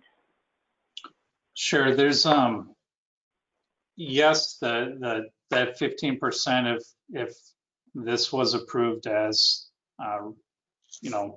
as a full project, and that 120 almost $3,000 worth in there, it'd be used for things like if they were excavating for, there's an underground stormwater system, let's say, that's going to be below this plaza. Let's say they're excavating and they run into some unknown utilities that need to maybe be relocated, or bad soils that we would have to now bring in some additional material. I mean, just those additional costs like that. Let's say it could be a whole range of things. Usually on building projects, you seem to get much more of these than on site civil type projects or street projects, things like that. But perhaps the city manager wants to weigh in on that too. Yes. So we are authorized through the purchasing policy to approve change orders up to 20% of any contract. In this particular project, and Nick, feel free to correct me, the most likely scenario for having to implement some change orders are if we find something underground that we aren't expecting. We know that there are a lot of utilities going through there. We believe they're all mapped, but so did La Plaza, and they were surprised. So it could happen to us too. Okay, and with the expenditure, if we make the decision tonight to accept some of the cost reduction options, let's say we did, something that would total 120,000 in cost or more in the cost reduction options. Would we then be able to incorporate that in the motion tonight, so that we would say authorize up to 720,000 instead of 819,000? Yes, what we would recommend is that you go ahead, and we're talking with the attorney on this. We go ahead and you award the contract for the full amount, and then the city manager is authorized for unlimited amounts up to negative. So the first thing would be to direct staff on the desired design reviews, and then we would go ahead, issue the contract for the full 819,344.50, and then negotiate change orders for those design reviews. Those would be negative change orders, bringing that contract amount down. And that's how it would be handled. so we can't reflect that in the motion tonight, the changes. It confuses the public if we authorize a larger amount than we're actually going to allow or intending in the motion. Yeah, yes. I think that your first item, you can make very clear that you would like to see, you are telling me to directing staff to make these changes and to negotiate those changes.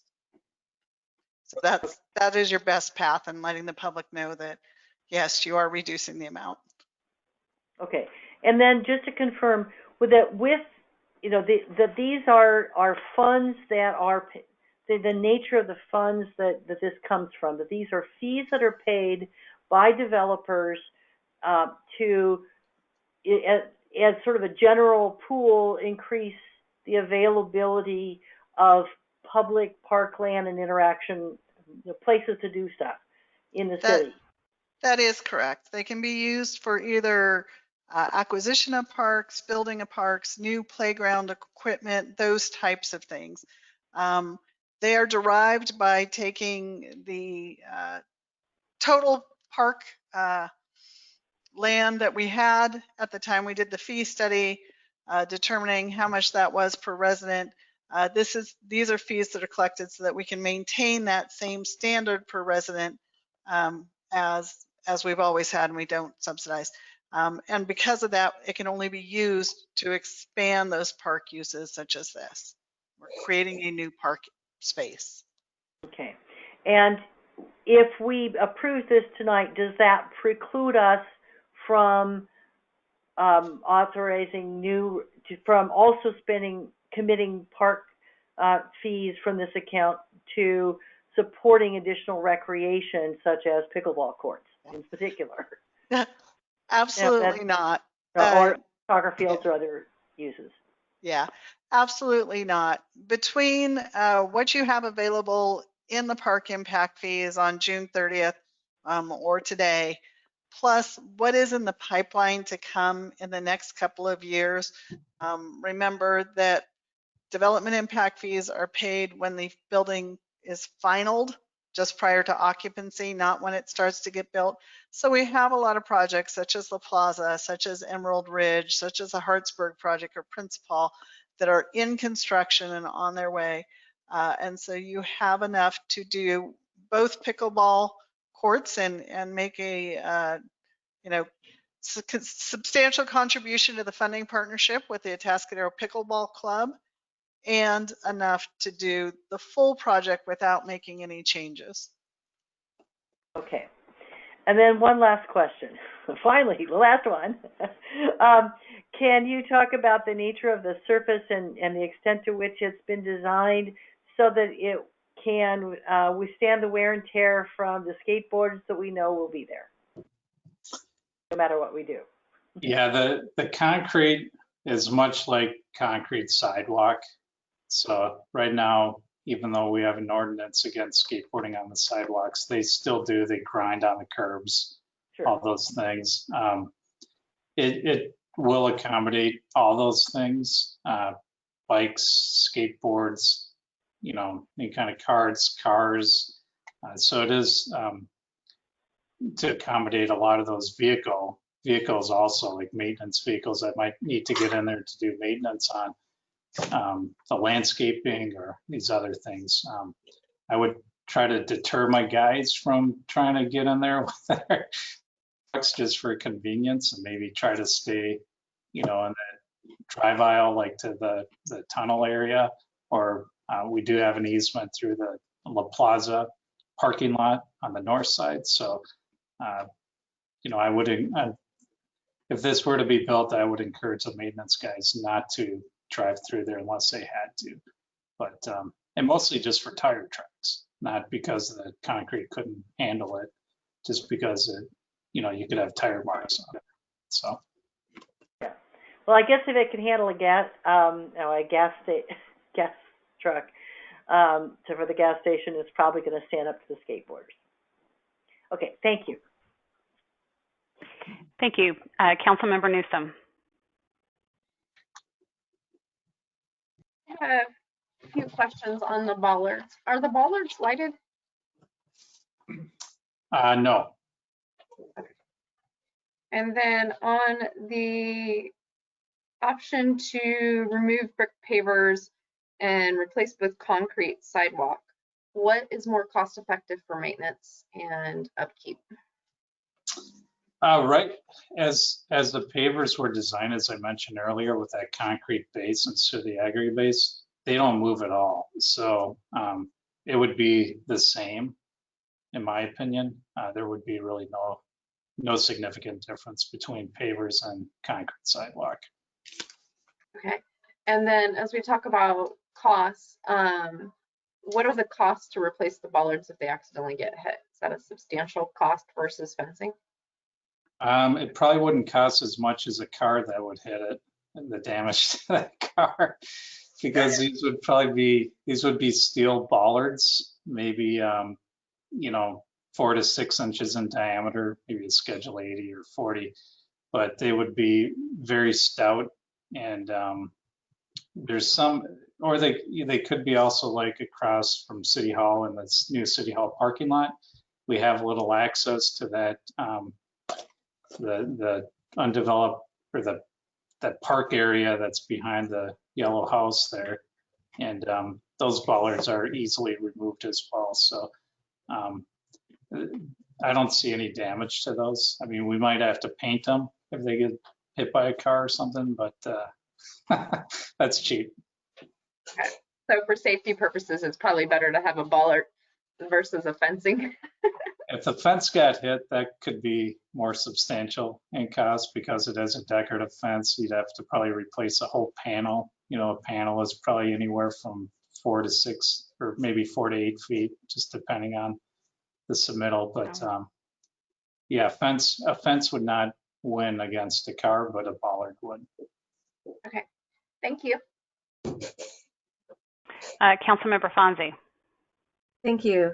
I think Councilmember Newsom brings up a good point about the lighted bollards. Are they significantly more expensive than just a plain bollard?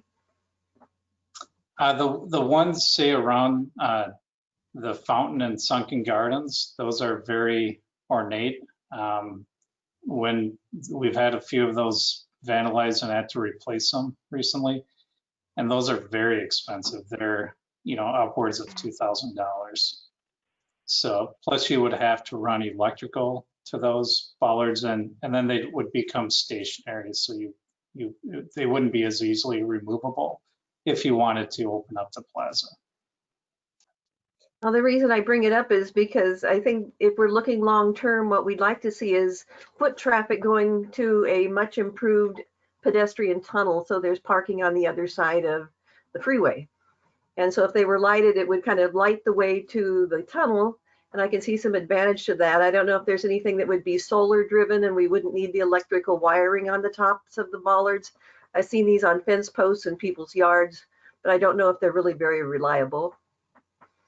So in the exhibit here, in between, along this fence line, you can see the trees here.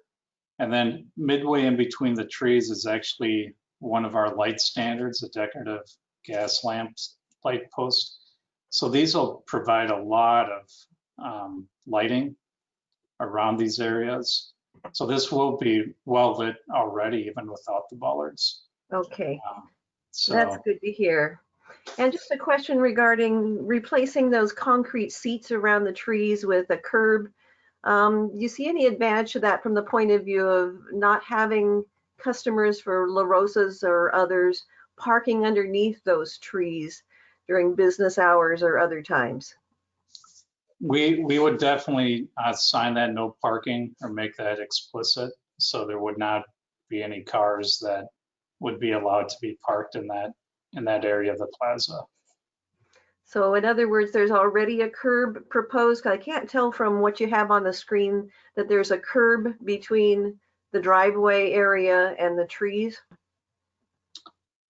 So there's not a curb along this, see where this light is here. This is actually on top of the seat wall. So those seat wall, I'm trying to think, the seat wall is around goes around these planters or the trees. And then there's fencing, and where these lights are, they're on a concrete pedestal that's about the same height as a seawall, maybe 18 to 20 inches tall.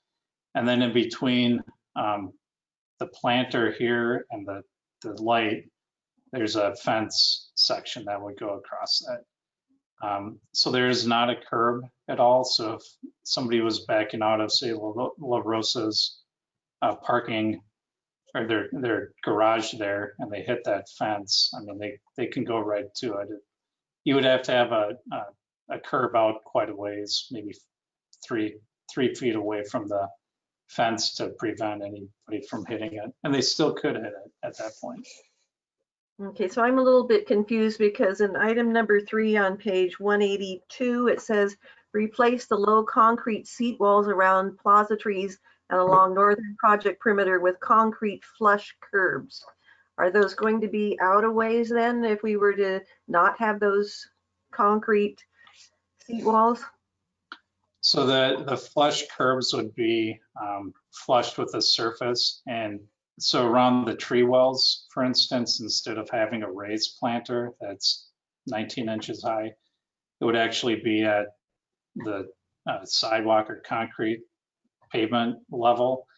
But then you would have to probably have like an inverted curve that maybe goes down 6 inches or a thickened edge on that sidewalk, because it would be part of the concrete sidewalk or concrete pavement.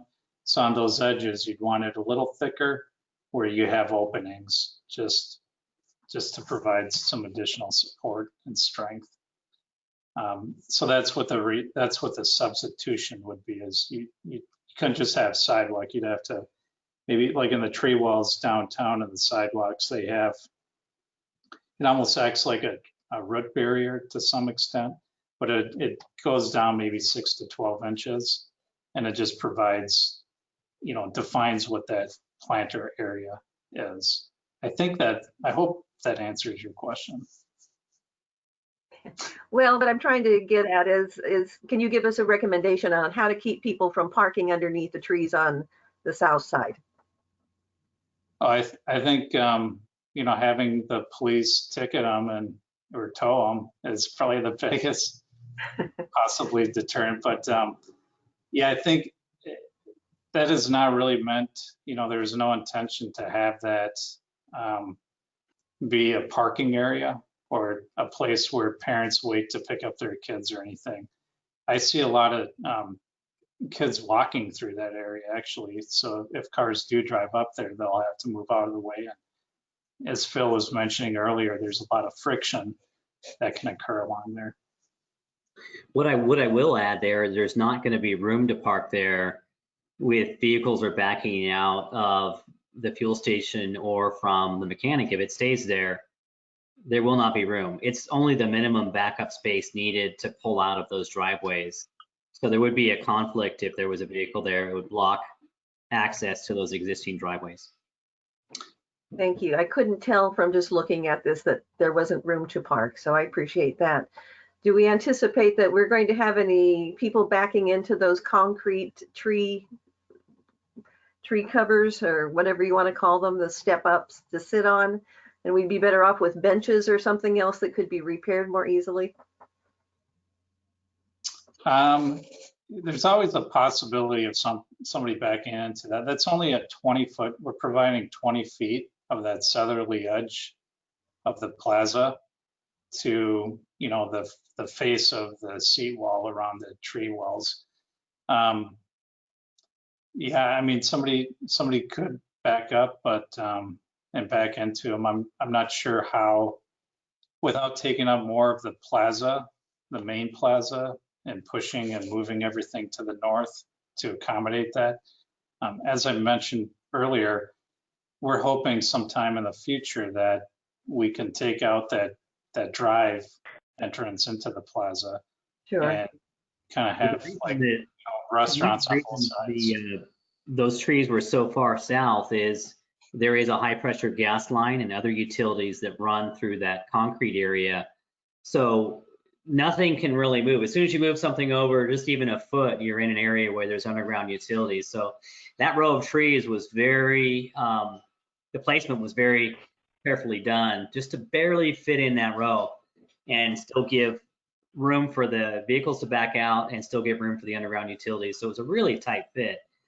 But certainly there's a chance that a vehicle could back into those. And I think that was one of the origins of the concrete seat wall, was to really make it a beefier protection in addition to having some bollards rather than just have it open. Okay. I know you guys have thought about this a lot and planned it. I'm just trying to save the city money down the road. We don't want to have to replace those seat walls over and over again. Yes. Question for you, Phil, that you said that there was going to be outlets all over, and of course that's really nice for lots of uses, but I'm wondering, is this going to be an attraction for the homeless to plug in their phones and do these other kind of things? The idea is that the outlets are at the top of the streetlight poles, which are, if I'm not mistaken, they're about 8, 9, 10 feet tall. So they'll be very difficult to reach. We do have problems with that downtown. Where we have the problems, though, for the most part, are the outlets that are down at the ground level. And they break off the locks and they break into them and they use them for cell phone charging and other stuff. So the idea here is that they're all higher up on the poles. Yeah, is that correct, Nick, on that design proposal? Yeah, they're higher up on the poles. Like in the Centennial Plaza, we actually have outlets or duplex outlets towards the top, and then we have them towards the bottom. We've had to weld plates on the bottom ones just because, you know, members of the public will try to break into it, and even though they're on a separate fuse and they're not energized, you know, they still try anyway. So we've had to metal plate or tack weld a lot of plates on that. The ones we've designed in the plaza here are all up high. So great idea. Yeah, that's great. Okay, one last question, and this may be a silly question, so don't laugh at me, but you know, you talked about food trucks being able to drive in near the pergola area, and I'm just wondering if the pergola is tall enough that it's not going to be scraped off by the food truck. Yeah, the pergola, I can't remember, Phil, maybe you do or Rochelle. I think to the bottom or clear is, was it like 14 feet or higher? 14 feet. It's very, very tall. It's definitely got clearance for a very, very large vehicle. So for reference, the traffic way underpass underneath 101, you can usually see those signs that warn how the height restriction. I think that's 13 feet 10 inches. So the traffic way going underneath the 101 bridge is overpasses 13. Yeah, the guy that they have shown in the image there is a very tall guy. Yeah. And I just want to add, there are some of the taller food trucks we also had planned. This is designed so that they can park on the driveway to La Rosa's and stuff, open up to the plaza and do that. The height of the pergola was very carefully calculated so that you could still see over it and still see City Hall, but provide as much height and grandeur as possible. Great planning. Thank you. And then Mayor Pro Tem Bourbeau. Yes, thank you, Mayor. Fortunately for you, several of my questions have already been asked. But I did want to follow up on a question that Councilmember Fonzie relayed on item number 3, when you talk about replacing the seat walls with concrete flush curbs. As she asked the question, I assume she was referring to, will it be a curb, a change in elevation type curb if you're going from the area of La Rosa's to the plaza? What I'm wondering is that, do you really just mean that there'll be curbs in the tree well? What kind of curb, where is the curb you're referring to? It'll be flat. It'll be just flat. Right, so it'll be flat. So the curbs you referred to are going down a curb around the tree well. Just a line around the tree well with thicker concrete. So it'll be completely flat, flat surface. Gotcha. Just to be clear, it's a level walk know, Yeah. from the street. Okay, No and speaking of that, if you could go to the overhead design where you showed the satellite picture and then you imposed the, so not that, but where you should, yeah, that one. So go ahead and impose that there. The access to La Rosa's. Well, first of all, the grid pattern in here, is that just for you to measure 5-foot increments, or is that actually going to be a grid pattern imposed into the concrete? It is actually a pattern in the concrete. Okay, so that'll look nicer than just an acre of of flat concrete. Okay. It'll look nicer than uncontrolled cracks, because those are right to control the cracks. And as asked and answered, the paver band could be replaced with a sort of more decorative stamp concrete. So it'd all be concrete, but there'd be a difference in color or style or something. So you'd still have a band, or could have a band, it just wouldn't be pavers. That's correct. Okay, so in here, in terms of, if I'm driving, if I want to take my car to La Rosa's, you know, as you look on this drawing here, and can you take away the plaza for a second, go back to the satellite picture alone? There. So you mentioned how wide this sidewalk is, and so that sidewalk is going to get torn up in this, is that the premise? Yes. And so the lane of traffic, if you will, going to La Rosa's, it's going to be where essentially the asphalt that's showing inside the sidewalk right now. Yes, that'll be the southerly edge. Okay, and so is that intended, and go ahead and impose the, you know, the project. So you have a little bit of width there in that existing asphalt that's inside the current sidewalk, and then you have some of our stamped concrete. If I'm going in, am I going to be driving on the stamped concrete? And then if I'm going out of La Rosa's, I'm going to be driving on the on asphalt? You'll be driving on concrete. Like, maybe this is a better exhibit. So if you turned in this area here from the concrete, or the seat wall, the southerly edge of the planter seat wall, to the edge of the concrete is 20 feet. So that's a 20-foot drive aisle that we've provided for access. That's a standard road, local road in town. So we provided the same width of drive surface as a local road. Okay, so there's enough for going in and out simultaneously. Two cars could pass each other just fine. Okay, as long as nobody's trying to park there, as Councilmember Fonzie noted. Okay, got it. And then on the park fee revenue that Councilmember Funk asked about, Rochelle, you indicated, you know, that this current balance does not include what La Plaza project itself would be paying, which I think was $138,000, and you mentioned Emerald Ridge and some other projects. Outside of those big projects, how much do we take in a typical year in park fees?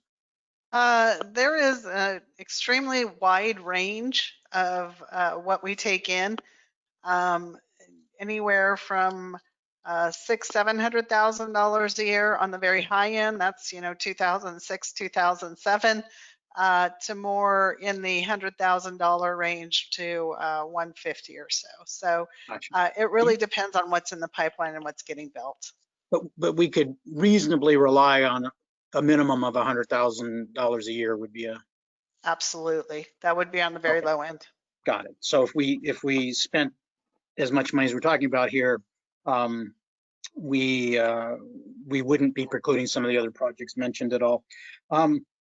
Speaking of price, Nick, can you address, as I'm sure the public is curious, why the cost came in so much higher than we anticipated when we last addressed this? Yeah, with the $475,000 project cost estimate that was included in the adopted budget. That budget was adopted in 19? So we hadn't really kind of done a lot of the design. We've done some design shreds, but you know, we were hoping that, you know, the pergola wasn't really identified. We knew we wanted some shade. We talked about maybe some shade sails and, you know, just having trees and some of those other things. But I don't believe the pergola was, you know, the pergola is a very expensive item. It's almost 1/3 of this total cost. So that was a big one. And then just some of the other electrical is about $100,000. So, you know, we probably underestimated that. Sometimes with the budget process, we don't always have like detailed, much like the bid, like here, this bid analysis. These are all these 23 items that were on the bid that they had to give us pricing on. We don't always have that in the budget cycle when we're trying to estimate what projects are. We're using something like maybe square foot cost or, you know, maybe breaking that down in a few pieces. But, you know, construction costs, you know, are high and, you know, have been going up. Regulations obviously affected. Trying to get a, you know, aggregate source around here or permit an aggregate source is always tough too. But our costs primarily were low because we didn't have all the design features accommodated in those costs until we got council direction on the design, preferred design. Right. And I think you alluded to that. It seems that despite sort of being in a recession, construction costs and bids on all projects are coming in fairly high, right? They are. And I know Kirk Construction was very competitive, and you can see Wysong was right behind them. And really, if you were to ask me, you know, what would be, you know, the mean or average bid price on this, it would probably be somewhere around $950,000. You know, if you take out the outliers, it's probably about a $950,000 project. All right, thank you. Last question, if you could go back to the that overhead shot, the satellite one with the project imposed on it. So in this original design, when we talked fencing, you know, we talked about the fence, that blue dotted line at an angle that would force the kids coming out of the tunnel at 3 o'clock in the afternoon to go through the plaza in order to try to funnel them to the East Mall. We talked about how that's not the configuration of the crosswalks in the sense that there's still going to be an East Mall crosswalk. So the kids coming out of assume we get rid of the fence, or certainly get rid of the portion that would try to force them to go through the plaza, because I don't see that it would be desirable to send hundreds of kids through the plaza at 3 in the afternoon if they don't need to. But and we're talking about tearing up the sidewalk in order to preserve the, you know, the roadway in and out of La Rosa's. Will there still be a sidewalk for the kids to walk on to go directly out of the pedestrian tunnel to the East Mall crosswalk? So one of the concepts with this little hook towards El Camino and that fence is at one point we were talking about eliminating this crosswalk at East Mall.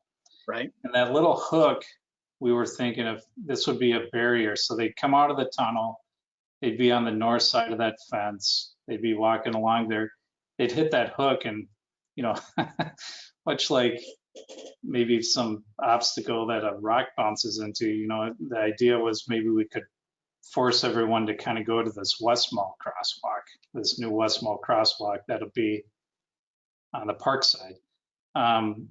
When we kind of found the beacon hawk system and just knew, I think at one point, this was before my time, some of you might even know, I think there was like a railing across here at one point that kind of prohibited crossing of El Camino at East Mall.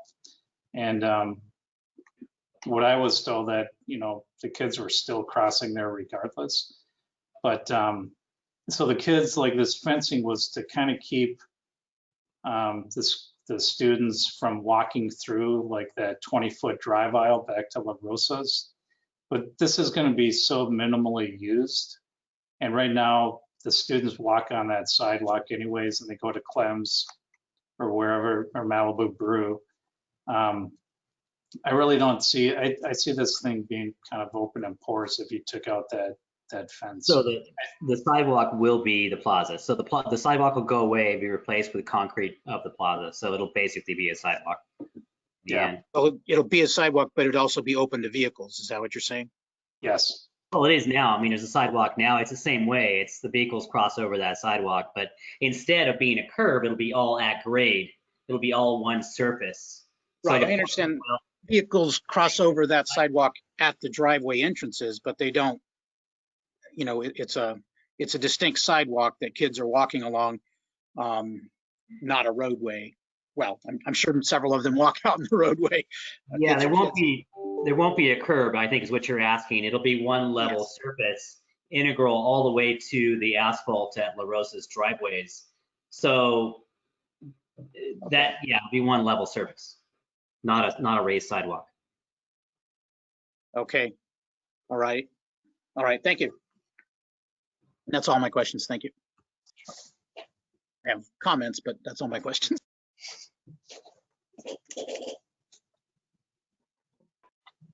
Heather.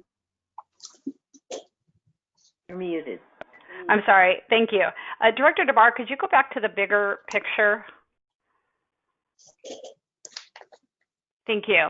So if the fence were to be removed, could you point out with your cursor where the bollards would go? There'd be probably 1 or 2 bollards along here on that hooked area near the tunnel. Okay. And then in between, equally distanced in between each tree is a light post.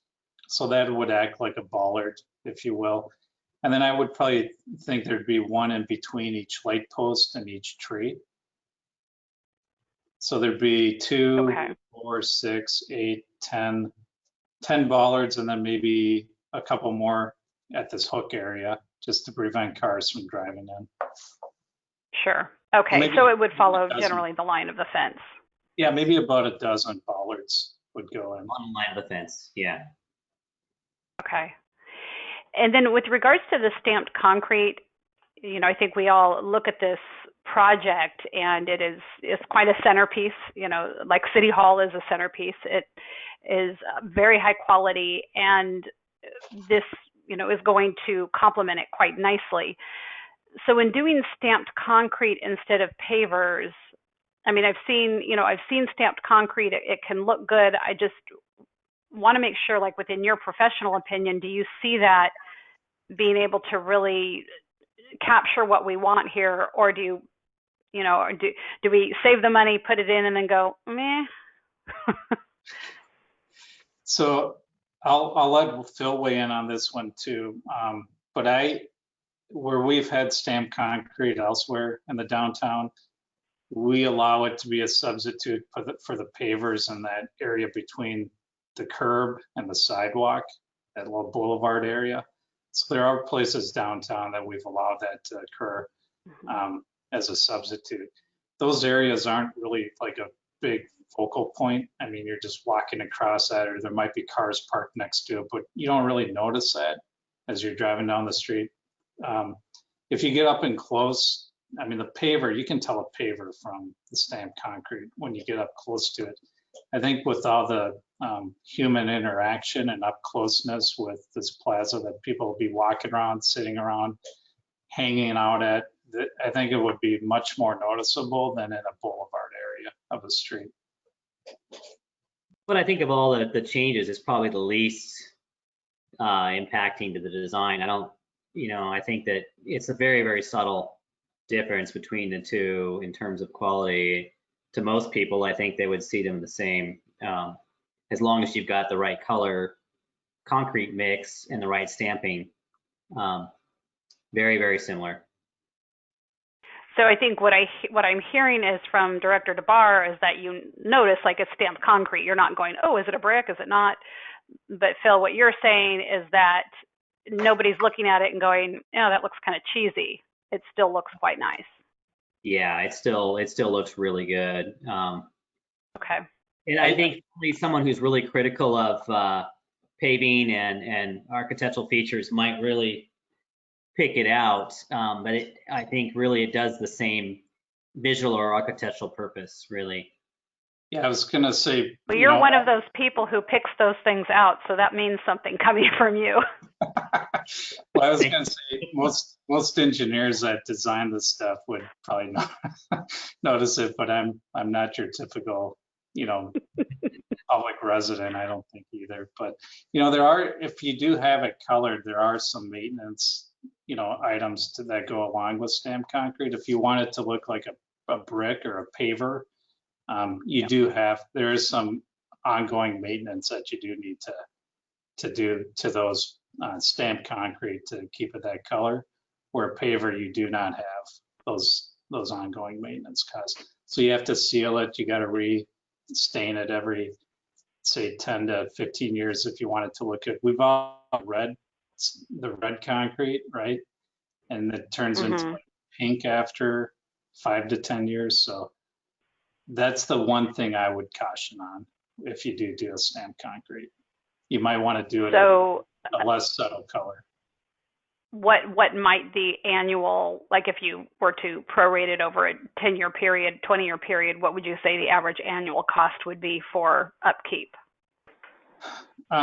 You'd have to, I'd say probably if you want it to look good, with the sun out here, the sun is the #1 factor that would wash out the color, and that if you want it to be like a color of a paver that we have in the downtown area, which is kind of a brown paver, I'd probably say at least every 10 years you'd want to stain it and seal it.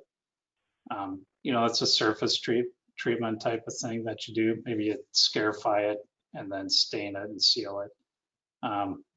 I don't know, maybe if you do that once every 10 years, it's maybe upwards of $5,000. I'm just throwing a number out there. It could be 2,500, but so maybe $250 to $500 a year.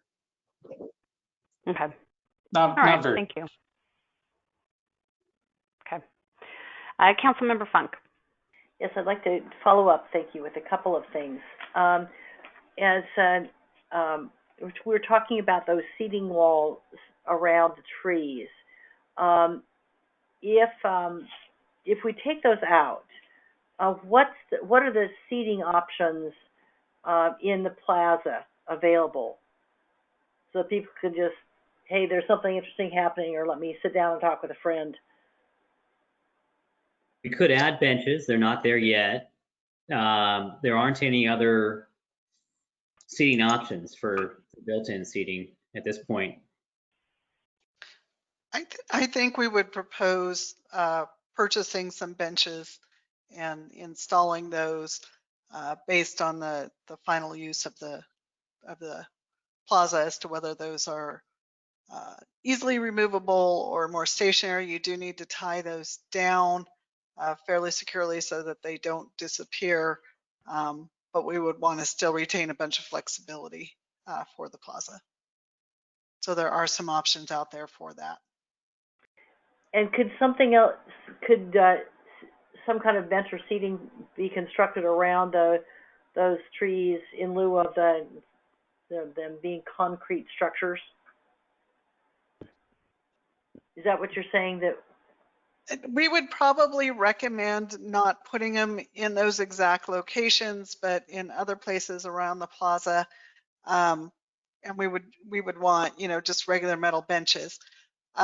Those concrete seat walls, we want to maintain a lot of good visibility so it is a comfortable place to walk through. And so you want to keep whatever you do very see-through or very low to the ground so that they're not easily, people can't hide behind them or do anything.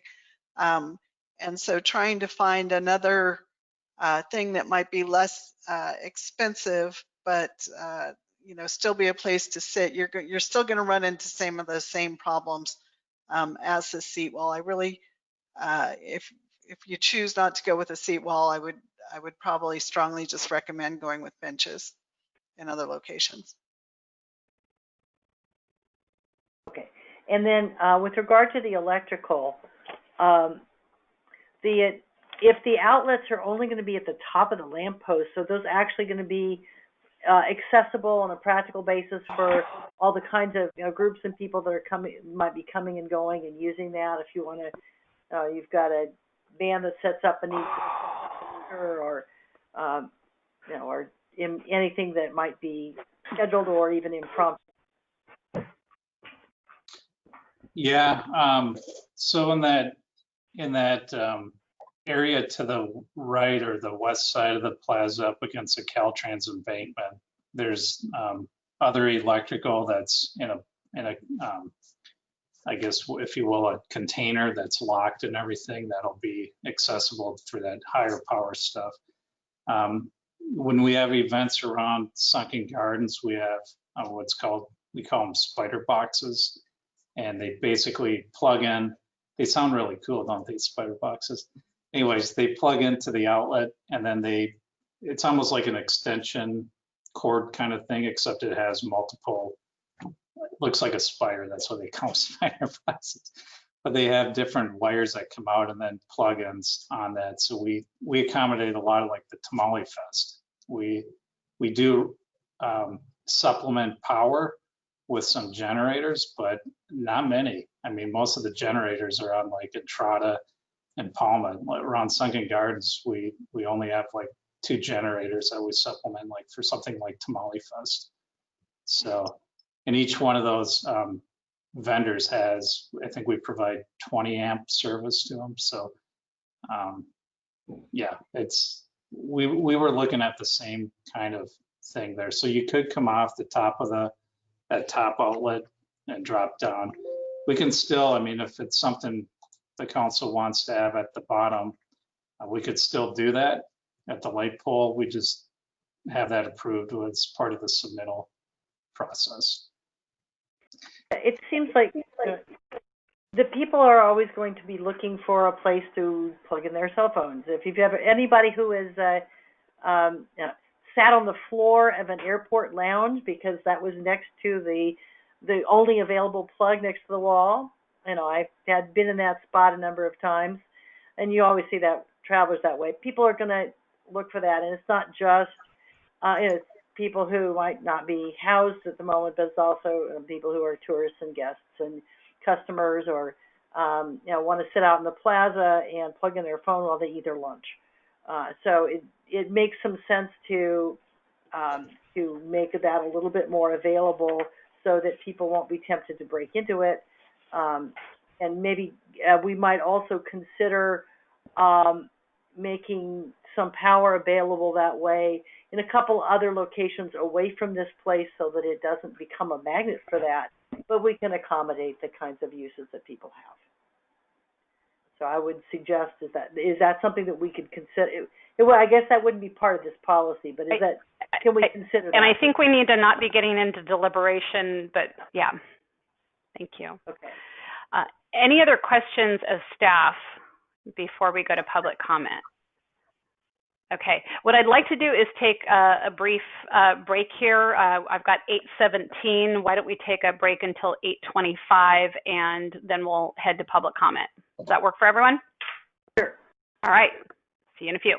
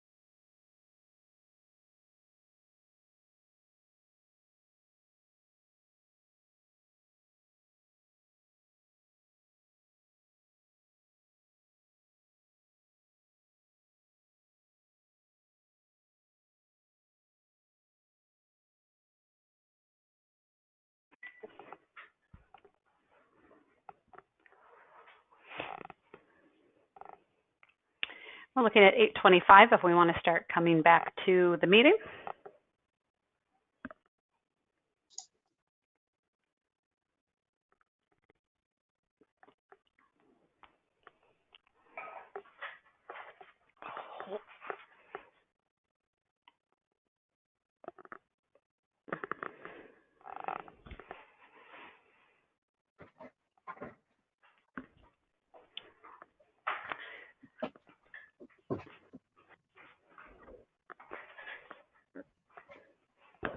All right, and just make sure that both our city manager and our city clerk are here.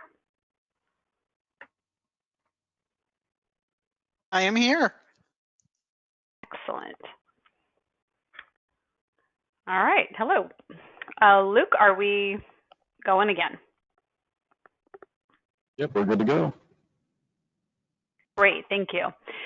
So we've just come back from a brief break, and we are going to head to public comment, open up public comment now on the Atascadero Mall Plaza Construction Award. And so, Luke, I will go to you and ask if we have any callers or anyone on the webinar wishing to speak on this item. We have no callers and no hands raised in the webinar. Okay. Kind of surprised, I guess. And then I would ask our city clerk if we have anyone who's wrote into or emailed in to have something read into the record.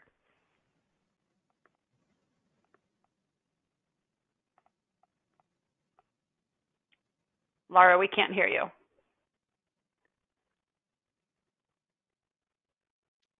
I'm not sure if she is back yet. I think she just unmuted herself, but oh, there we go. There she is. I'm not hearing you.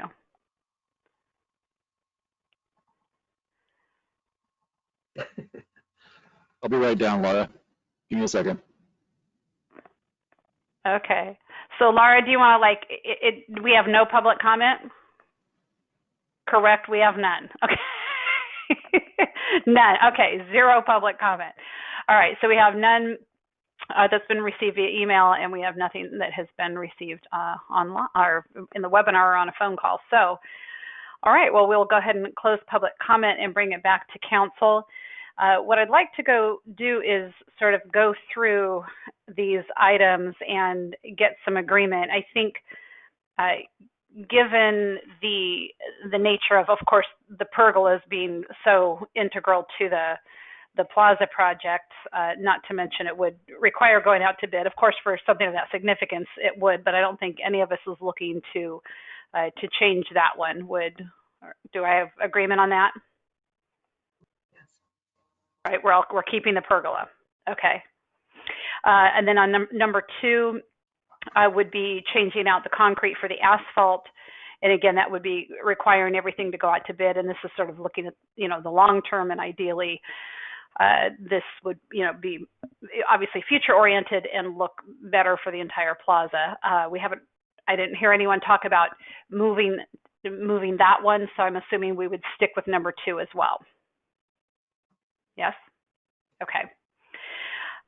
Then we come to number three, which is the low concrete seat walls, which looks like we could save a significant sum of money, about $75,000. And it seems like from the conversation that we've had that there might even be a benefit to removing them in some sense. Obviously, it takes away a little bit of seating, but I think from Terry's perspective, an overall flat surface can be better for events.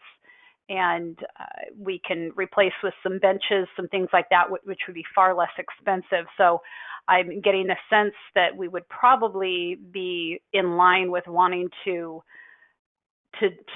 take those out. Can I just kind of go down the line and get input? I'll kind of go from my left to my right on my screen. So I'll ask Councilmember Newsom on number three. I would be for making the adjustments and removing the seat walls. Okay. And Mayor Pro Tem Bourbeau. Yes, I agree. I'm in favor of item number three, replacing the seat walls. Okay. And Councilmember Fonzie. Yes, I too am in favor of replacing them. Okay. Councilmember Funk. I too am in favor of replacing them. I think that's a place we can economize. Definitely. All right, so that is one of them. Number 4 is replacing, actually, let's go to, I think number 4 might be a little bit bigger of a, not big conversation, but number 5, removing the fence and replacing it with the bollards. It seems like we're probably all on board with that. Can I get a thumbs up? Okay, we've got a 5-0 on that. Okay, great. So then the last one is really looking at the brick paver band, removing that, and then maybe putting stamped concrete, which right here we've got a cost reduction of $45,000, but if we did the stamped concrete, I think what I had wrote down was a savings of about $30,000. So I would like to get, kind of each of your thoughts on that, and I'll go in the other direction now on my screen. Councilmember Funk. Yeah, I'd be in favor of the stamped concrete. We have that on the back patio of our house, and it looks nice, and we don't make it look like bricks, but that I think is something that we can manage and is useful savings. Okay, Councilmember Fonzie. No, I wouldn't be in favor of it. I think that it's an important feature. It gives it a finished look. It's a higher quality. It just gives it a certain ambiance. It would be penny wise and pound foolish in my estimation. Mayor Pro Tem Bourbeau. Well, I initially thought we should remove it. I understand what Councilmember Fonzie is saying, but on balance, I'm prepared to remove it. Close call for me, but I'm prepared to remove it. Okay. And Councilmember Newsom. I want to make sure that we kind of stay in line with the design. So if it's going to change the outlook, then I think it needs to stay. The pavers should stay. I do like the cost reduction, but I want to make sure that we get the design right the first time out and not having to make any changes. So I'd be probably more inclined to keep the pavers because I think it might change its look. And I will say I am inclined to keep the pavers. It's a hard call, but $30,000 would be nice to save. But I think the pavers, the quality of it, keeping in line with the plaza and the look and the feel of it. Not to mention there is no upkeep needed. Not that the upkeep was, $30,000, but I think certainly, you see a lot of paint jobs around town that fade over time, and sometimes that can start looking a little, not really up to standard. So I think I see we're in agreement on 3 and 5. We're kind of split on 4. I would ask Mayor Pro Tem Bourbeau and Councilmember Funk, can you kind of see your way to that? How are you? What's your I can certainly live with that majority opinion. I'm not sure where you're coming up with 30,000. The report says, the cost is 60-some thousand, the net savings would be 45. But right, and then what I believe it was Director Dunsmore or DeBar, I don't remember which one said it, but said if we added stamped concrete, it would be a savings of only 30,000. So the 45 was simply removing the paver bands, but adding stamped concrete would be 30,000. Okay. Yeah, I mean, I think it's a close call. So, I mean, I can certainly respect, the judgment of the 3 of you. On balance, like I said, close call. On balance, I could live without it. But I can certainly live with, the decision going the other way. Yeah, I'm where Council or Mayor Pro Tem Bourbeau is on this, where I think that it's. I think it would look nice, and it's a savings we could work with, but it's not the end of the world. It's important that we have a quality project on this, and I wouldn't support the savings if I didn't think we could have a quality one. I can live with it if we have bricks. All right. Wonderful. So what we are looking at is going with the savings of number 3 and number 5. We've talked about, adding benches, and I think if I'm going to ask our city manager here, you don't need direction about go get 5 benches or something like that. You're you're not looking for that from us tonight. No, we can just look for the proper street furniture that will work well in the plaza, and go ahead and purchase that and install. Perfect. And so let's see, besides that, is there anything else that you need to know from us as we make this motion? Can I weigh in? I'd like to just be sure, maybe ask our city attorney of removing the concrete seat walls and the decorative fencing. We'd be safe doing that through a change order and still awarding the project. The answer is yes. Okay, thank you, Brian. Thank you. All right, and with that, I will look for a motion.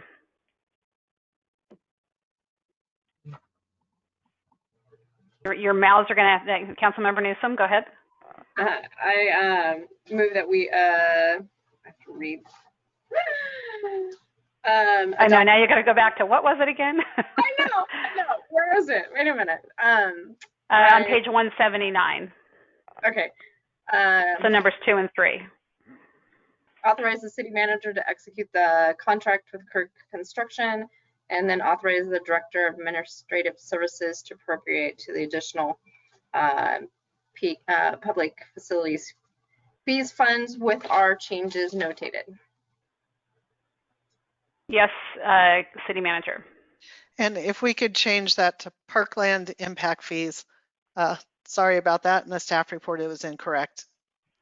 Oh, sorry. I move that we make that change to parkland impact fees fund. Second. Excellent. We have a motion by Councilmember Newsom, a second by Councilmember Fonzie. Roll call, please. Okay, can you guys hear me? Yes. Yes. Hey, okay. Councilmember Newsom. Yes. Councilmember Fonzie. Yes. Councilmember Funk. Yes. Mayor Pro Tem Barbeau. Yes. Mayor Moreno. Yes, ma'am. Motion passes. Wonderful. Thank you. Very excited about this plaza as we're seeing La Plaza itself go in. I know several of us have toured La Plaza and seen it not just from the outside, but from the inside. And it is really a quality, beautiful project coming to our downtown. And this will be a very nice complement, and looking forward to it all coming to fruition. So thank you, staff, for the job that you've done on this. And now we're just on to a discussion item. We put this on every time regarding COVID-19, if there's any issues or updates. And nothing in particular other than, we know that our numbers countywide have been jumping significantly. If we were to have to move back into the purple tier, we still won't know that, I think, for about another 10 days or so. And if we do, restaurants would have to close to indoor dining. Salons could stay open. We are right now working on on sort of a fix, if you will, because a lot of this appears to be Cal Poly. We also, of course, have very few hospitalizations in comparison to the number of cases that we have. And so those are a couple of things that the county is working on in order to try to get, some sort of a pass, if you will, and not having to revert to the stricter standards. So. But again, that's probably everything you've all been seeing in the updates from the county public health officer. But are there any questions or conversations that are wanted to have around the COVID-19 issue? Councilmember Funk. One of the considerations in the warming center and its capacity and its location was to deal with the COVID requirements. I just wanted to confirm with the city manager that with it moving and where it's adjacent to a residential area, that the police can you talk about the police support that's there to make that to work and make sure that it stays safe for the neighborhood? So are we talking COVID protocols? Or are we talking just in general? Okay. Yeah. It's a discussion item. It's under the umbrella of COVID because that's why it's part of why it's there and why it's structured the way it is in a location it is, and that in turn creates some problems some concerns for the community and wanted to make sure that the police were, aware and working with that. Yes, absolutely.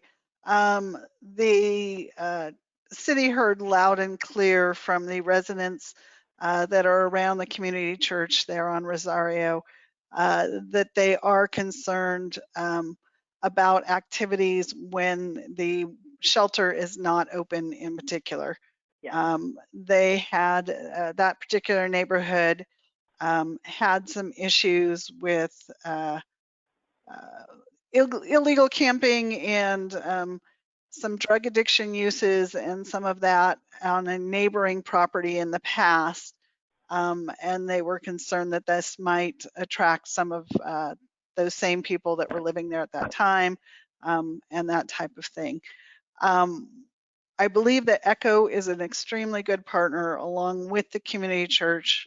They have put a lot of protections in place, a very high level. There will be 2 paid staff members and 2 volunteers for a total of 23 clients of the shelter. So very high number of staff to clients. They've put in fencing. From the city's standpoint, we will be doing extra patrols during the times that the shelter is not open to ensure that there aren't illegal activities occurring. So we're really, if we do see problems, I think some of the residents were worried about people stealing mail or some of that. If we see any of those problems, they will be addressed. But we are very hopeful and confident that, we hopefully won't see those types of problems with this. So that is what we're doing. Yeah. And then in terms of COVID within the homeless community, that is something on the Homeless Services Oversight Council that we regularly monitor. And there's actually been very little COVID. We did finally have a few. There's a small number of people at 40 Prado that were infected, and they shut down to new residents for a period of time and did weekly testing. And the weekly testing was generally finding 1 additional person each week for a few weeks. And then that now settled out. It makes sense because people naturally practice social distancing relative to the homeless. You think of every time you might have taken an extra couple of steps or crossed the street because somebody was standing there with a shopping cart full of stuff, people tend to keep their distance. And so the homeless are actually more at risk from all the rest of us who have houses than they are from each other. And people who are housed are more likely to get it from their friends and family that they love than interactions with the homeless community. Thank you. Any other questions? All right, we'll go ahead and open up this item to public comment. I will ask Luke, are there any callers or anyone on the webinar wishing to speak on this? There is not. And are there any comments received by email from the city clerk to be read into the record? There are not. Thank you. We'll close public comment and finish that item. So we'll go on to council announcements and committee reports. And we'll start with Council Member Newsom. The Design Review Committee met last week on the 4th. We evaluated and heard the community speak about a development at El Camino Real and Santa Barbara, and it is scheduled for additional hearing on December 2nd to get more input from the community and the neighborhood. Just trying to see compatibility with the just opening it up to have that conversation. So I look forward to that on December 2nd. Thank you. And Mayor Pro Tem Borbo. Yes, next week is the IWMA meeting. I think I've described that. It's a significant meeting. This time we'll be talking about the strategic direction of the IWMA. One of the things that's interesting, just to note, that, and I should have provided this slide just for you to see, but in the last 35 years, there's been over 500 pieces of legislation passed governing waste management in California. It's not introduced, that's passed. So there's 509 different, AB this or SB that they have to deal with and comply with. That's an average of 15 bills a year. And the most significant of that will be something called SB 1383, which will entail a whole bunch of requirements that will fall upon really the IWMA, but technically are the obligation of all of us individual jurisdictions to comply with. And that will be a big thing that the IWMA will need to focus on. So, but our meeting is later than normal. It's not till November 19th. So I can report back at the next meeting how that went.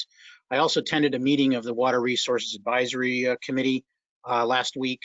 And the only thing to note there was an item on whether the committee would recommend to the Board of Supervisors whether or not to participate in a study, put money toward a study of the Delta water project. And the committee recommended to the Board of Supervisors against participating in that, in the study for that project to bring some additional state water project water to the Central Coast. I'm not sure if the board acted on that today or not, or whether that's pending at another Board of Supervisors meeting. And one other thing, I am applying to renew my participation in the League of Cities Revenue and Taxation Committee. Excellent. Councilmember Fonzie. Thank you. On council announcements, I wanted to let city staff know that the F-14 funds have been well spent in the Junipero, Pueblo, Sinaloa, Santa Isabel area. I happen to live on one of those streets, and it was very easy to work with people who were doing the work. I called and talked to city staff, and they accommodated the needs for parking and other things, and just wanted to give them kudos that this was well done.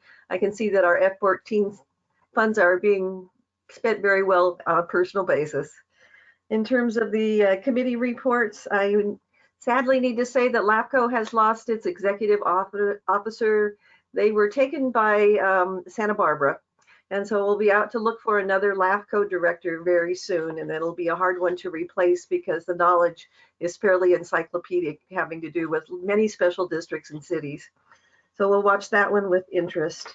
And Councilmember Newsom already reported on the Design Review Committee, but I do want you to know, and maybe you have been seeing the emails come in from the Dove Creek residents.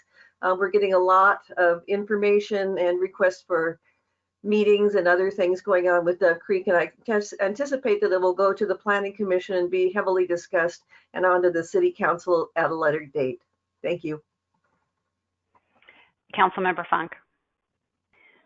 Yes, the Homeless Services Oversight Council will be meeting on the 18th via Zoom at 1. And I attended a recent meeting of the Encampments Committee that reports to that group. One of the discussion items for Homeless Services Oversight Council, or at least an update coming forward, is there is some substantial additional money coming in to help deal with some of the COVID-related homelessness issues. And we saw additional expenses at the warming center, for example, and some of those are not, maybe need to be extended further in the year. But you also have some of that money may be used for homelessness prevention efforts. To try to keep people who are, a month and a half short of rent to keep from being evicted into their places, rather than having them become homeless. So we anticipate very large needs, as well as some additional funding coming in. Thank you. And Slow Carg and RTA were both black. Nothing this month. So it was, I'm like, wow, this is weird. We did have an EVC meeting, just kind of looking at the internal workings of things with Mike Manchek having retired and having a new interim director and navigating that. The new website, slowcountyworks.com, that they put together with grant funding is up and working. And so that's something kind of set. The idea is like live, work, and explore San Luis Obispo County. So you can look at the work site and companies that are located here, which is very helpful for companies that need to look for people out of the area. Those people coming here need to know that, hey, if that job doesn't work out, there are other companies, or they might have a partner that's coming with them and that partner needs to find work. And so that's something that the EBC is helping to facilitate. So slowcountyworks.com is that website. And with that, we will move on to individual determinations. Seeing none. All right. I think we can say meeting adjourned. Happy birthday, Heather. Happy birthday. Thank you much. I Good night, realized all. I was on mute when I was trying to give you birthday greetings earlier. Fortunately, I had a paper. Well, you held up the paper, and I was like, oh, and then everyone else started holding up the paper. I was like, oh. You guys are made my night, so thank you. Oh, and Abigail, of course. She looks sleepy. She looks sleepy. Precious, she does look sleepy. Good Have a night, great all. evening, everyone. Bye. Thanks. Bye. Bye.